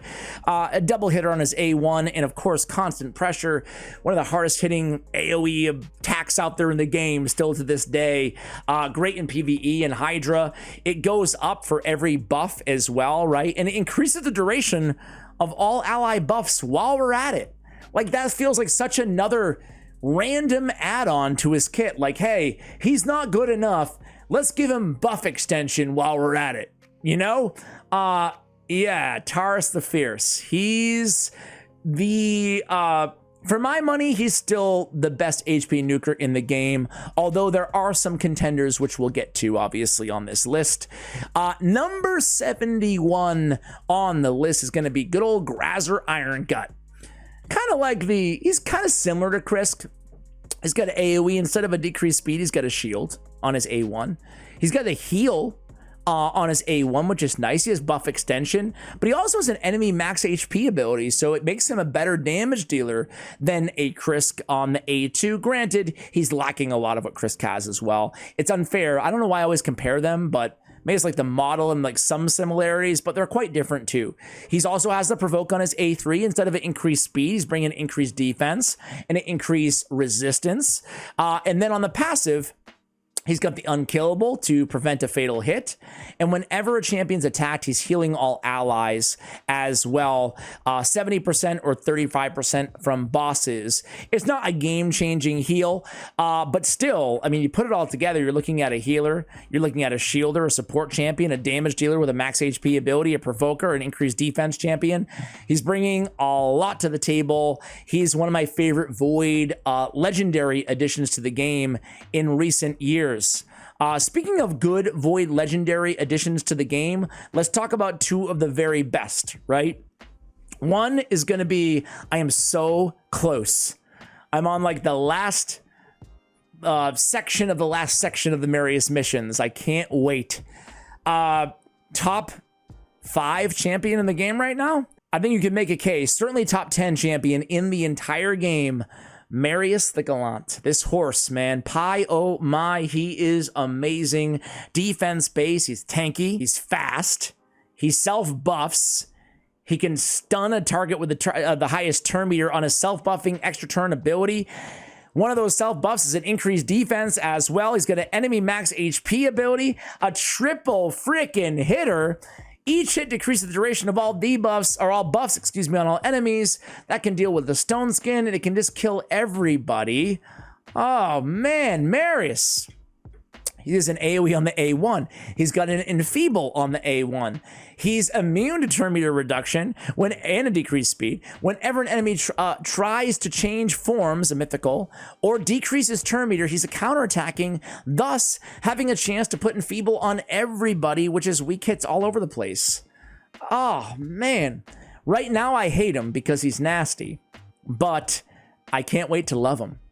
Marius, whether it's Chimera, whether it's the arena, whether it's anywhere, Hydra, any dungeon, he's void affinity. Obviously, affinity doesn't matter. He is, he's next level. He's like beyond S tier, beyond SS tier.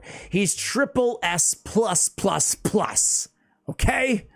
Marius is the most insane champion, arguably, in the game in terms of damage dealers, everything he's able to do.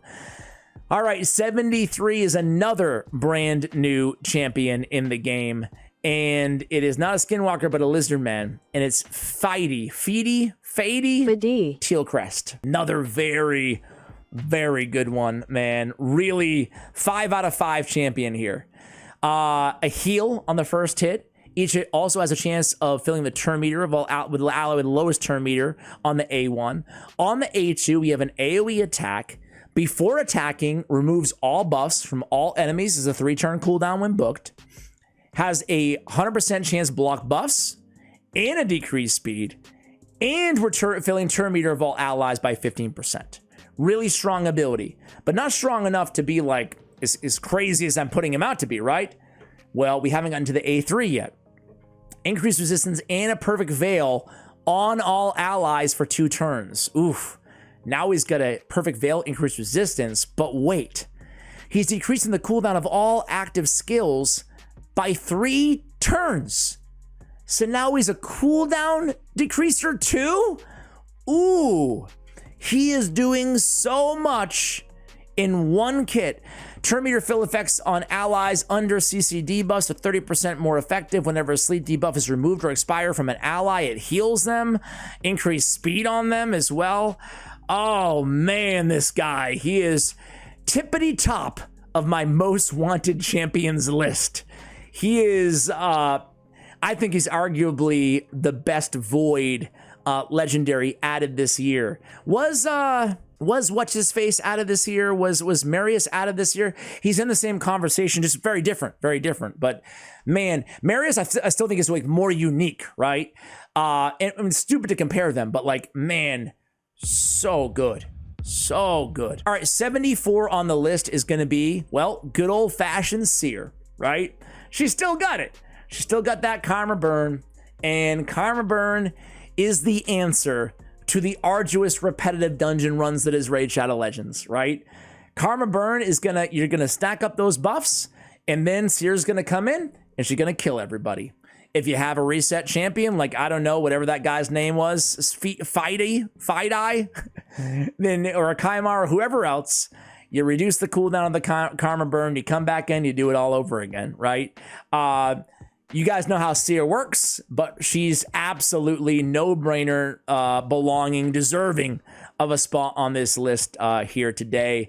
And that's all I have to say about that, in the words of good old Forrest Gump. All right, here we go. It's going to be good old... so, Turvold. Turvold is still an absolute monster of a champion. I don't care that he's old. I don't care that he's kind of like, you know, he's been around, like, he's old. He's been around for 1,000,000 years.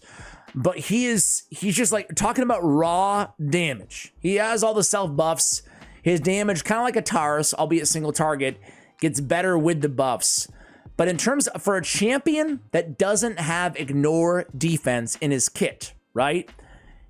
It feels like he's ignoring 100% of defense, right? And I'm talking PvP, I'm talking PvE. I'm talking ally attack teams. I'm talking Hydra clan boss because of Hex, because of 10% damage share on single target hits on enemies under Hex, right? I'm talking in the arena, man. He's not like endgame arena. I mean, he could be, but he's not meta, I should say, right? But man, Phantom Shogun's Grove, like he can like almost one-shot the Phantom Shogun, right? This Juggernaut ability is what we talked earlier about. I said that Rotos is my second favorite single target attack-based nuker in the game on the Magic. Turvold's my number one. I'm such a huge Turvold fan. Just such raw, sheer damage, which feels like it should emanate from a champion like Turvold. It fits the aesthetic. It fits everything about this dude. I love Turvold. All right. Number 76 on the list is going to be good old Venus. Kind of like how we talked about with Trunda. Venus is such a cool champion because, first of all, they buffed her. Like, why did they buff? I mean, whatever, it is what it is. But why'd they buff Venus, man? Like, she was already so good, and they buffed her. It's weird sometimes when they do that. She has a lot of HP. Like, it just feels like they made her so tanky on top of everything else. She's got a burn. She's got a decreased defense and a weakened same 3-turn cooldown on a void affinity champion. So it's 97% of the time landing. She got poisons as if that wasn't enough on her A1 ability.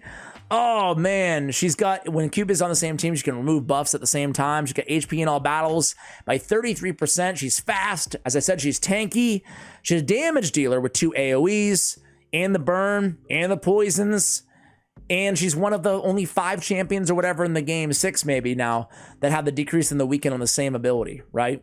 Shout out to Dracomorph who didn't make the list, but he was right there. He was actually on the list at one point, but tough to kind of choose between all these champions, right? 77 on the list is good old Arbiter. Good old Arby, man. She's still on the list.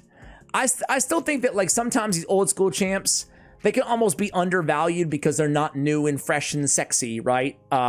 Like some of these other ones that we talked about here. But Arbiter still makes the list for me for a few reasons. Still one of the best arena setups in the game with that juicy 30% turn meter fill and the increased attack and the 30% arena aura. I love the A2. It's become more valuable over time, right? Decreasing duration of all enemy buffs by 1 turn. Back in the day, that was like, okay, meh. Like, a lot of players didn't even build her with any accuracy. But now it's polymorph proof, and it's a lot more versatile. It's a lot more, you know, I wouldn't crank up the accuracy to 700 or anything like that, but it's nice to have, right? I love that she's a reviver with the extra turn if she revives, but I love that she's a double turn meter filler as well, right? You can use this ability even if it doesn't revive anybody. And then you got the 20% turn meter and the 30% turn meter fill. That's a lot of turn meter fill from a reviver, increased defense. She heals as well. She's a lot going on, right? Really, really good champion who's aged very well in the game. Number 78, we're going to talk about an epic champion again, guys. And it is Whisper. Man, I can't believe I'm putting Whisper on my top 100 champions in the game. When she came out, it was to very, very, very little fanfare. Not many people talked about Whisper when she came out. She was an Amazon Prime champion like 4 years ago or something like that. But man, she's aged in incredibly well. The damage she can put out, you'd think that you're looking at like a Turvold sometimes, right? I've talked about, now that I'm doing my whole single target nuker tier list, I guess, within the video. Ninja, I feel like, is different because it's like a burn activator. I'm talking about like raw damage. She's my number 3, right? It's Turvold, it's Rotos, and it's Whisper. That's saying a lot. She's got extra turn abilities on her passive. It's like, it's not the same as a Relentless set, but it's half of it, more than half of it, right? She's got big version of Weaken. She's got a ignore 100% defense if they're under Weaken. She brings her own buffs, and she grants an extra turn if the enemy's under decreased defense and Weaken. All these extra turns, all this damage, the ignore defense. She hits like an absolute truck. She's everything that a single target legendary nuker should be in a Void champion's body. There it is. Whisper. All right, number 79 on the list. It's kind of I was going to say oldie but goodie, but he's not that old, but it's Nekret the Great. Kind of fell out of the meta a little bit, but especially with Narcissus was like absolutely everywhere. But he's back in the meta in a big way. Shield is back in a big way, but the protection that he brings to the team is really freaking good. I mean, he is a cheat code to protect your nuker, right? To protect your most vulnerable unit on the board. If you bring a self-buffing nuker like a He-Man or something like that, right? He can go in there and just protect them with the ally protection, the block debuffs, and the strengthen. Ally protection can't be removed. He has the ally attack on allies under the ally protection, but most importantly, whenever an ally is attacked by while under the ally protection placed by this champion, a shield equal to 30% of this champion's HP and decreases the cooldown of the Legion of Damn skill if the shield is placed. Ergo, more ally attacks, right? If no one's killed, another extra turn as well on the A3, allowing him to place more ally protections. It's such great synergy on a kit like this. I don't know what else to say. I guess that's it, right? He's a very, not niche in a bad way, but very unique is a better word, ally attacker in the game. He's got a triple hitter on his A1 too. Necro the Great's one of those champions that I feel like endgame players sometimes, they restrict him in their minds to arena. But man, if you're lucky enough to have this dude, you could run him against like almost every boss in the game, and all of a sudden your team, that threshold for success, for victory, is going to get a lot easier to achieve with a Necro the Great on your team. Very, very, very good support champion. And I love the synergy of his kit. I love his passive. So unbelievably strong. All right, the last 20 in the game. Number 80 on the list is going to be good old reveiw Bone Spear. Oh, I love reveiw Bone Spear. I think she's probably the most underrated Void Legendary in the game. She is so great, so unique, so OP. Continuous heal on the A1. Little continuous heal on all allies, less than 30% HP. Why not, right? She's got like all these buffs on a single target. She's so good in areas like a Sand Devil, for example, anywhere, against any boss, right? Or any non-boss for that matter. Stun, burn, decrease defense, weaken, decrease attack, decrease crit rate. Decreased crit rate is great against bosses. It fully mitigates critical hits, 15% against is what bosses have at critting. Just such a good ability, right? She's my Sand Devil queen, but my everything queen, really. She got one of the better cleanses in the entire game. Perfect body. A cleanse, block debuffs for 2 turns, and a heal, a big, juicy heal. 35%. It is their max HP, but 35% is a very big number, right? She also, when receiving any debuff, instantly transfer them from them to her. I'm 2 hours in. Cut me some slack. We have come a long way. When receiving any debuff, instantly transfers them from this champion back to the attacker, right? On a 3-turn cooldown. Man, she has such an insanely good kit. And look at how cool she looks. She's really in the running of one of the coolest looking legendaries in the game as well. Is she not? I can't be alone in that. All right, number 81. This one's gonna surprise some of you guys out there. It's weird because I almost feel like, wait, am I too high on this champion or is everybody else too low on this champion? But I'm gonna stick with it, and it's Temesia. She is really good, pretty low key, right? She's gonna decrease defense on her A1, which is nice. But this Cunning Chaos is such a good move. Maybe I'm overranking her, I don't know, but like I've always thought she was super underrated. This AoE on a 3-turn cooldown when booked, right? A burn for 3 turns, a stun on targets with more than 50% turn meter, a decreased speed for 3 turns on targets with less than 50% turn meter. Like this is such a great ability against waves, against spider, anywhere you want to place a burn and stun the spiderlings at the same time, for example, right? Really, really good ability. Like next level good. 100% uptime because of the 3 turns. And then she's got this Burning Regret that deals like some really massive damage as well. It scales up to 400% for each active HP burn in the battle. We have a 100% chance of decreasing the target's turn meter by 15%. Decrease the target's turn meter by an additional 15% for every active burn in the battle. Whenever an ally receives a freeze debuff, 50% chance of replacing it with a burn, can't be blocked or removed. Whenever an ally or an enemy under a burn debuff is under a burn, she's immune to all CC effects, right? I don't know. I've always had a thing for Temesia. I think she's a really unique and very, very capable, competent, and just really good.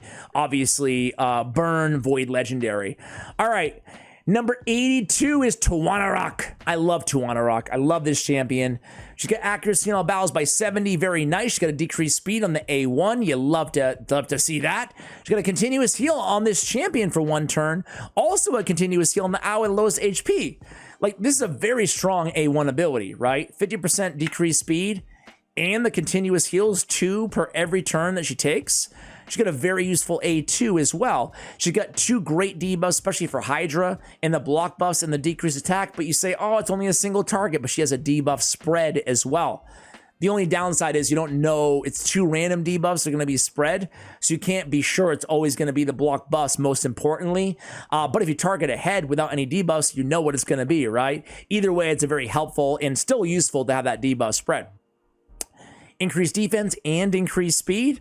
And then you put it all together with the cleanse. 2 random debuffs from allies under the continuous heals, which she does have 2 of on her A1 ability. Just a really great support champion for a variety of areas in the game. Good progression, 2 essential buffs, essential debuffs, debuff spread, another essential debuff with the cleanse, a little Doom Priest-esque on that passive. I've always loved Tawanarok. Number 83 on the list, we're going to go to an epic, ladies and gentlemen, in Demitha. Demitha has the block damage and the continuous heal on a 3-turn cooldown. Oof. This is a really good ability, guys. I mean, she really changed the game. Having that block damage on a 3-turn cooldown changed everything, especially at the time with old school Demon Lord Clan Boss, but still very, very good. Pretty much everywhere still, or anywhere that's not susceptible to ignore block damage. And then she's got the increased duration of all buffs, decreased duration of all debuffs, and a heal all on a 3-turn cooldown. I love her A2. I think it's super underrated as well. And then she has a shield on this champion and the ally with the lowest HP. So really good support off of this A1 ability. And she has a defense in all battles aura. For the A3 alone, that's what she's known for, but a very, very good A2. Can extend the duration of, the continuous heals as well. Very, very, I don't want to just say everybody's a game changer, but especially when she was added, she certainly was worthy of such. All right, next up, guys, going to be, let's talk about a good old-fashioned attack-based nuker extraordinaire in Georgid the Breaker. Man, this guy, he's a pesky little nutcracker, isn't he? 50% chance for this champion to ignore 50% of the target's defense from each hit they place by his skills. So he's got like a built-in, I don't know, Savage and Helm Smasher proc on his passive, a 50-50 chance at it happening, but boy, it makes him one of the hardest hitting non-mythical attack-based nukers in the game, right? I mean, even with mythicals, if it procs, he's like the hardest hitting dude out there. Moreover, the rest of his kit is busted. He's ignoring everything known to man here, including Stone Skin on his deadly ballet. Extra turn if the attack kills an enemy. You can go into the March of 10, another hard-hitting AoE attack, which can place an unkillable if he kills an enemy. He's got the turn meter decrease 30% that can't be resisted. And then he's got a hard-hitting A1 too. Man, he's all about the Nutcracker. It's in the Breaker Suite. It's in all of his abilities as well. I love the aesthetic on this dude.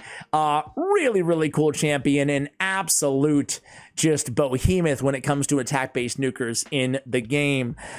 Really, really good. He is mitigated somewhat by like a Harima, which is another reason why she's so good.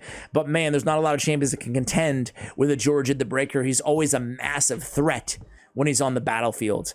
All right, 85. We're getting to the real home stretch here, guys. Finally, Sulfurion. Ooh, this guy's good. This guy's really good.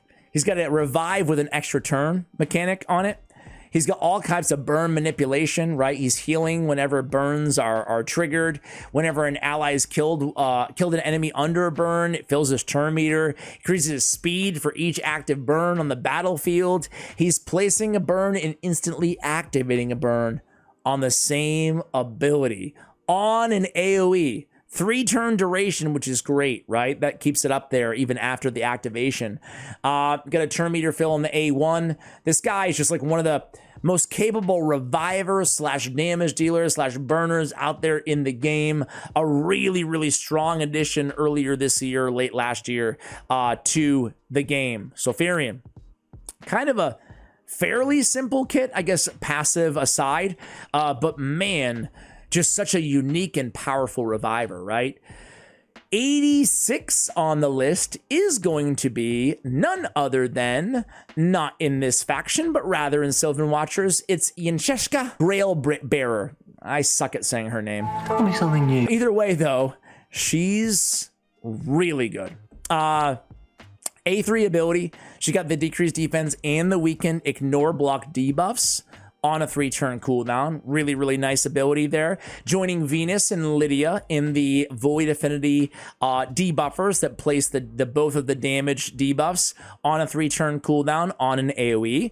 Hers, again, ignores block debuffs, which is nice. She plays a Poison Cloud, the first Poison Cloud placer in the game. It can protect your champion from being true feared by the Head of Torment, for example.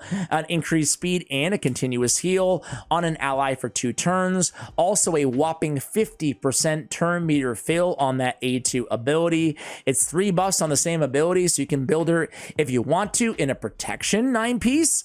It's a bit unorthodox. It feels like it at first, but you're getting 3 buffs and a 50% turn meter fill and a 15% extra damage in the protection off of that A2 ability. It's a consideration. You can put her in a curse set because she has an AoE on her A1 with a decreased attack. But the magic of her kit is the ally with the highest crit damage also joins the attack, and they attack the enemy with the lowest HP. So putting her on a team with, it doesn't matter who they are, right? Like whoever your nuker extraordinaire is, you put them on a team with Yencheshka, and you're looking at a ton of extra damage in aggregate from your team, right? She also has a passive, increases champion's accuracy for each buff on the enemy team. Okay. Whenever an enemy receives a buff, the turn meter is decreased by 10%. Very nice to have that, as well as accuracy in all battles. All right, 87 on the list is gonna be good old Odin. Odin Feyfather. Odin was the event champion boss as well, and boy, he changed the game. One of the reasons you change the game is this aura. Man, you get to platinum in the arena nowadays. I feel like 80% of the teams have an Odin lead, and it's all void affinity, right? 40% speed arena aura is pretty nuts. He has this really hard-hitting Asgardian Judgment ability on his A3 ability. It's an enemy max HP, but it scales off of whatever their stats are, right? Moreover, you're ignoring 100% of their defense, and if they're killed, it revives an ally with 50% HP and a 50% turn meter. What a broken ability. If that wasn't enough, before attacking, it steals all their buffs. Oh. Hey, if that wasn't enough for you, check out this A2. It removes all buffs from all enemies, and then places a decreased defense, and then places a stun, all on a 3-turn cooldown. Oh my word. He is nuts. This guy is nuts, I tell you. he's next level good. I guess that's all I have to say. I mean, Odin really is, he's up. Remember way back in the video, for those of you who actually watched the entire video, I feel bad for you at this point. But way back in the day, when we're talking about Armans, and I'm like, well, there's another champion out there who's kind of in the same conversation in terms of control. I was talking about Odin. It's actually another one that's next on the list as well. But he's not quite as good as Armans because he can't get back to his abilities as fast. But he's good in different ways, right? With that big nuke and the revive and all the crap in his kit. He's really, really good. All right, the other one is actually a kind of a recently buffed champion who went from really bad to really good in a lot of ways that is very similar to Odin, and it's Kurgo the Augur, right? They did a really good job on the buff. I think he was one of the worst void legendaries in the entire game before his buff, and they nailed it. Now we're removing all buffs from all enemies. We're placing the freeze on all enemies, and we're granting the extra turn. So buff removal and the full CC and the extra turn. And then they turn the avalanche into one of the worst, most disappointing abilities in the game to one of the better abilities coming off of the setup of the A2. because we're CCing them and removing their buffs. We go in, now we place decreased defense, and it's an AoE, not a single target, and it's an extra hit on targets under the freeze, right? So just got a hell of a lot better, obviously. When hit by an enemy, has a 30% chance to place a freeze on them. Increase the damage inflicted by allies against enemies under freeze by 25%. Keep in mind, freeze debuff already has a built-in 25% damage mitigation. So this will negate that damage mitigation off of the Frost Embrace passive. Extra hit on the target for any freeze on the A1. So his damage is not out of this world, but it's enough, especially given the setup now and the decreased defense, that you can really empower the rest of your team to kill everybody if he doesn't get the job done. Really good control champion now in the game. Number 89 on the list. All right, guys, I had to take a tiny little break there because my count was off. We are on number 90, and it's Cold Heart. Yeah, the only rare on the list, but it's for a good reason. She belongs on the list because she has a quad hitter on her A1. And I'm not saying that facetiously because she's known for her A3, but quad hitters are so good in this game. Fire Knight, you know, just really, really good. What else do I have to say? Well, I'll say something else. Heal reduction of 100% is very, very good as well, right? Having that heal reduction and the quad, each hit has a 35% chance or a 40% chance with the sniper mastery, just exceptionally good on that A1. No other rare has anything like that, right? An AoE with a decreased accuracy, very handy to have on a 3-turn cooldown. Also, the big version of poison if they're under a heal reduction, which she has on a 4-time hitter on her A1. But then, of course, Heartseeker, right? We know what Heartseeker is, but it's still special enough to give her the spot of the best rare in the game, for me, by a mile. I mean, it's hard to compare with like a Tree Shield Knot or a Reliquary Tender or a Bellower or whomever, but because they all bring something very unique to the table. But Cold Heart like can stand on her own 2 feet, side by side with some of the better epics in the game, even better than a lot of legendaries in the game. She has a simple kit comparatively, and she's very squishy, but she decreases the target's turn meter by 100%, and she has an enemy max HP ability on the same ability, one that actually hits hard, unlike like a Steel Bowyer, another enemy max HP ability on a rare champion. So there it is, it's Cold Heart. All right. 91 on the list. We have a kind of a brand newbie, I guess. I don't have him, but it's Onryu Ieyasu. This guy, at first glance, I was like, all right, he looks all right. You know, extra hit, extra turn if you kill an enemy, another 2-time hitter. You know, damage increases, but this should have been it, right? Damage increases whenever you see that, up to 100% for each buff or debuff on the target can smack. You also ignoring Stone Skin, Shield, Strengthen, 2-time hitter, big multipliers. Whenever this champion attacks, all enemies except the initial target receive damage equal to 25% of the damage dealt to the initial target. The extra damage will ignore 100% of each enemy's defense. This extra damage cannot be critical and will not trigger counterattacks. Between that passive and the just how hard his abilities hit, makes him, in a lot of people's eyes, I don't have him, but makes him the number one damage dealer for Hydra Clan boss in the game, for bosses in the game, especially multiple boss situations because of that passive. Just such a great raw damage attack-based nuker, right? And he looks so cool too. I mean, aesthetically, just really, kind of like Toshiro. It's really, really cool looking aesthetics on that champion. All right, 92. This is one that I know is going to be a curveball for some. But if you know me, you know how much I love the big fella. And it's none other than, I love him so much that I forgot he's Undead Horde. It is Euros the Soul Cage. Yeah. Listen, I think this guy, I don't know what it is, but I don't think he gives the credit that he's due. He's a solo machine. You know, like literally a third, maybe half of the Doom Tower bosses, most notably Scarab King. He can solo just by sitting there and putting poisons vis-a-vis his passive, right?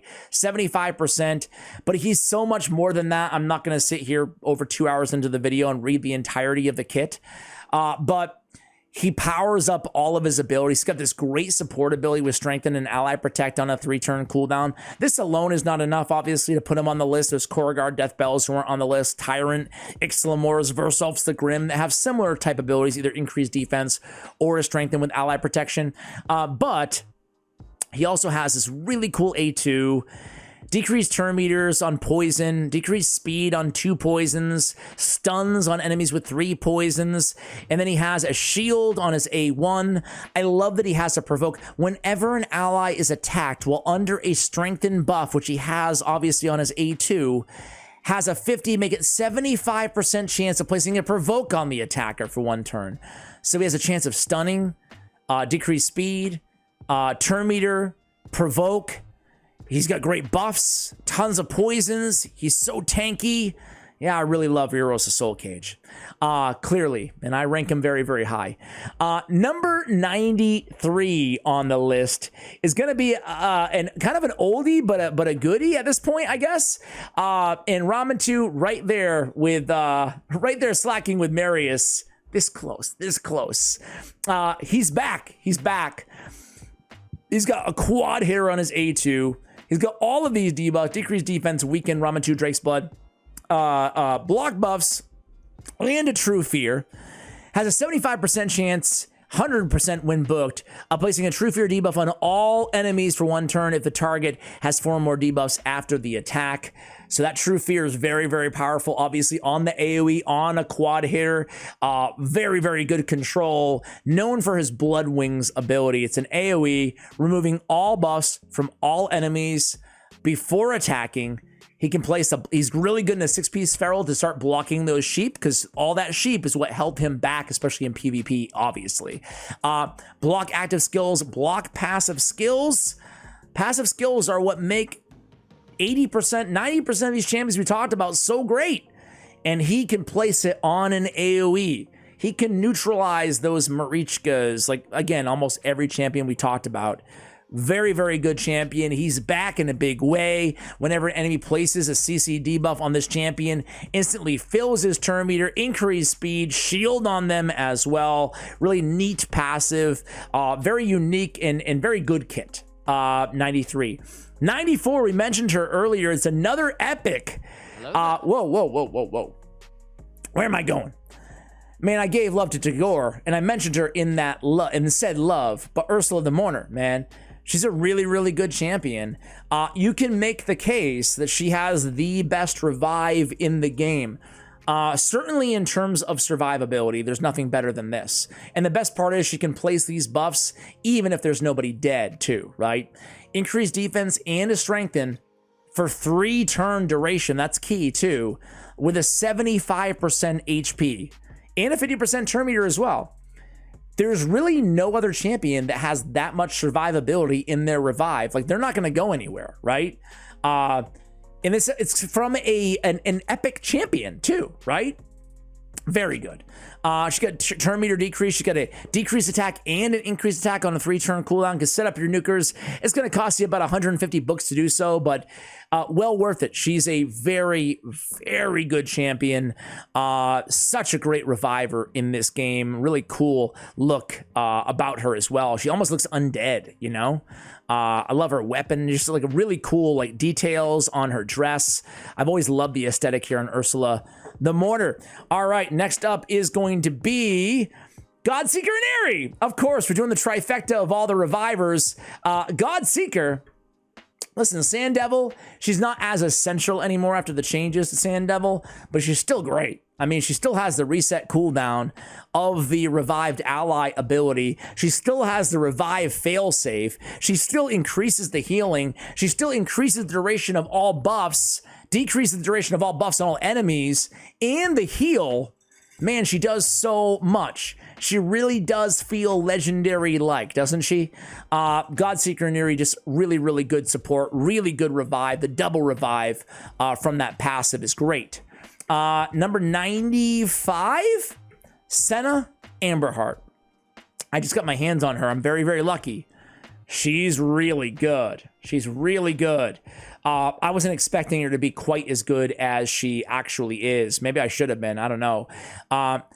She's got instant activation on her A1 of continuous heals. She's got speed in all battles, by the way, on the aura as well. She's got an increased speed, 2 continuous heals, and a turn meter fill of 20%.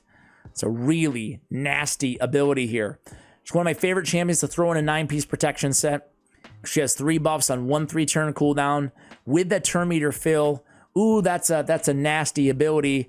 Hey, she's also an AoE reviver, 50% turn meter, 50% HP. And then she teams up with revived allies to attack the enemy with lowest HP, right? A little ally attack with our revive. A little ally attack on the side of our main course. You gotta love it. Passive. Whenever a continuous heal buff activates on an ally, fills the turn meter of all allies by 5%. At the end of this champion's turn, increase the duration of continuous heals on a random ally except this champion for 1 turn. Man, a lot of kind of operated in a little bit vibes going on here, but man, you put it all together, you're looking at just a top tier reviver, a top tier support, a really S tier Chimera champion. Man, she is just one of my faves. She has vaulted up my own personal affinity list in terms of champions I absolutely love out there in the game. Let's talk about another freebie in the game, guys. Some people might think I'm crazy. Others might think I'm spot on here, but Vizix the Unbowed. She's almost underrated because she's free. Now, I love Silva Drakes, and when you get Silva Drakes in this game, when you get her, she's a top champion. She's top 25, like one of the most important champions in the game, Silva Drakes. But I don't think she's top 100 overall, like in terms of sheer power. But Vizix, I think she is. After her really great buff, she's really great. There's no way you don't get to hold your Grammy in your hand and celebrate that. And the Queen is officially in the building. Ladies and gentlemen, Beyonce Knowles. She's got a double hitter, 100% chance when booked of decreasing the target's turn meter by 15%, and then it fills her turn meter by how much they lose. She has an AoE decreased speed and an ally protection. You guys know how much I love decreased speed. It's a void affinity on a 3-turn cooldown. Sign me up. She got an AoE provoke as well on a 3-turn cooldown. She's a monster in Hydra. Throw in her curse set in Hydra. She can be your hexer, your provoker, your decreased speeder, your damage dealer, she's really, really good. She's just got to make sure you keep her alive or have a reviver on the team because of the ally protect and the provoke. She can take some damage. But man, she is really, she's just really solid. Bringing just so much protection and control in one kit on a tanky champion. She's the perfect, 270-day login. Really great champion to get, especially at that time in your account progression, right? This is one that's kind of been maybe a recent addition to the top 100 at position number 97, and that is Shuzen, the Valorous. Very, very good champion. Very unique here as well. She's got speed in arena battles by 30%. She's an arena maven. Increases champion's accuracy equal to the amount of speed they have. A nice accuracy boost because we want to build her very, very fast for reasons we'll get to when we talk about her A2. She filled the turn meter by 20%. Increased speed for 2 turns as well. Decreased enemy's turn meter by 20% with a decreased speed for 2 turns. It's very Lysandra-esque, right? Very, very good control. It's an amazing manipulator. We kind of go from like a Diabolist, from a rare, all the way to like the S tier of this sort of ability in a Shuzen the Valorous. Purging Petals is the difference maker in her kit. This can change the complexion of a battle. You can build strategies, and many, many players do, all around Shuzen the Valorous. Basically, we can put a increase attack. We can cure a sheep, first of all. But otherwise, increase attack, increase crit rate, increase crit damage. It's the perfect setup for any attack-based nuker. And then it grants them an extra turn.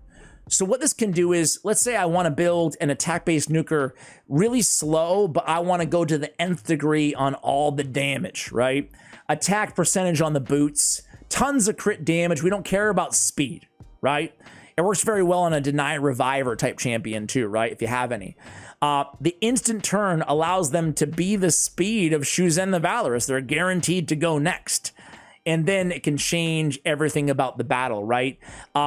Georgette is one of the most popular champions to be put on a team with her as well. And the three blood twins, Mezimel type champions as well. Really special, unique, and very powerful. And she actually gets banned a lot because she's tough to deal with. You don't build teams, especially in live arena, having to plan always to go against a Shuzen. It's easier sometimes just to get rid of her and deal with the Armons, whoever else they have on the team. We have 3 more on the list, guys. Let's talk about the nuker. There's only 1 nuker left on the list, and it's Narcissus. White King Narcissus is still very, very good. I alluded to another HP-based nuker in the conversation alongside, in terms of legendaries, alongside Taurus, and it's obviously White King Narcissus.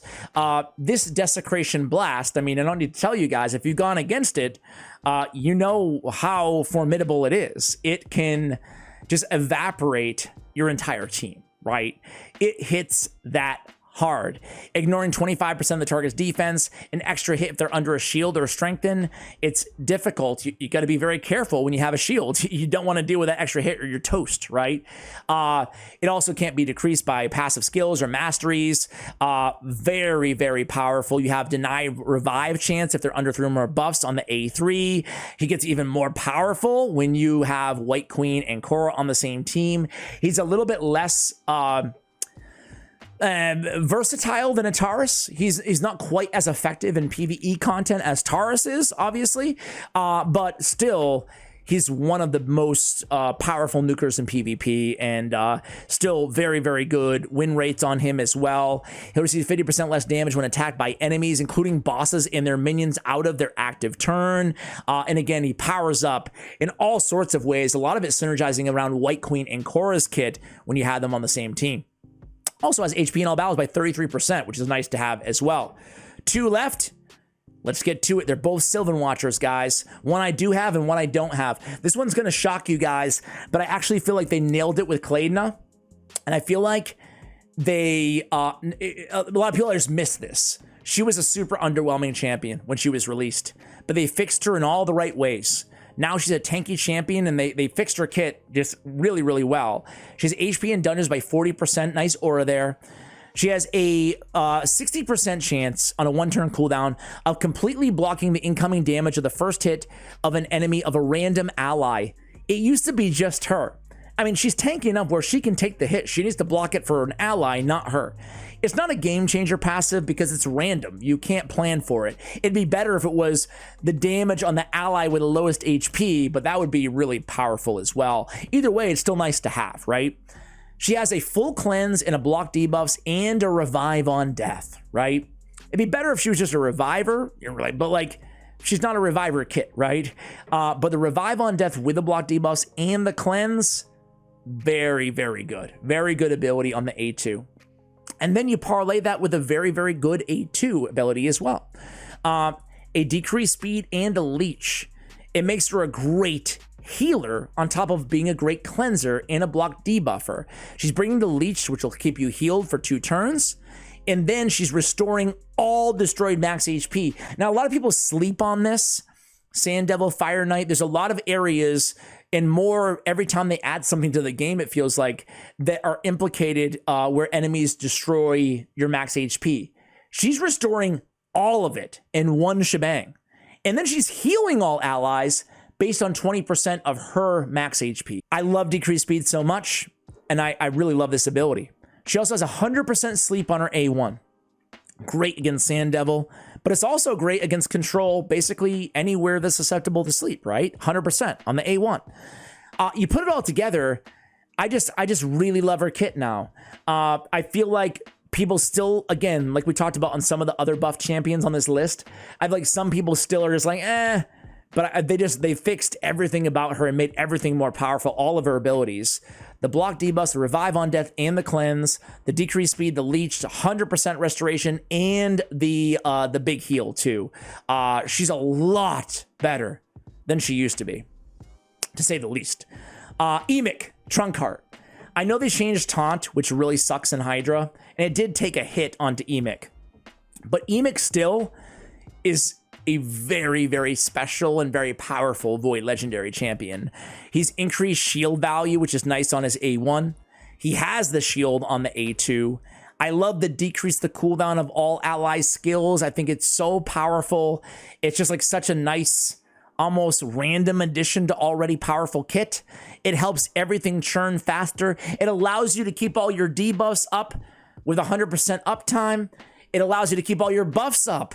Not just this champion, but everybody, by the impact of that one skill cooldown in aggregate over the duration of the battle. Very powerful ability. And then he has the unkillable on everybody for 2 turns. He's got the taunt and the shield on himself as well. He has the passive when attacked under a shield. He's got a 75% chance of increasing the cooldown of a random skill on the attacker by 2 turns. Whenever an ally's HP drops below 20%, increases the damage dealt by that ally by 20% as well. Such a really robust and fairly unique kit as well. I love the aesthetic on him. And there it is, guys. That's 2.5 hours almost. And top 100 champions in Raid Shadow Legends here, guys. Hopefully you enjoyed this video as much as I did. I loved having you guys along for the ride. I want to take a moment and really thank you if you did watch through this entire video. You are a true well, I was gonna say like OG loyal subscriber. That's stupid. I just appreciate it. At the end of the day, guys, thank you for watching until the end, and as always, take care, guys.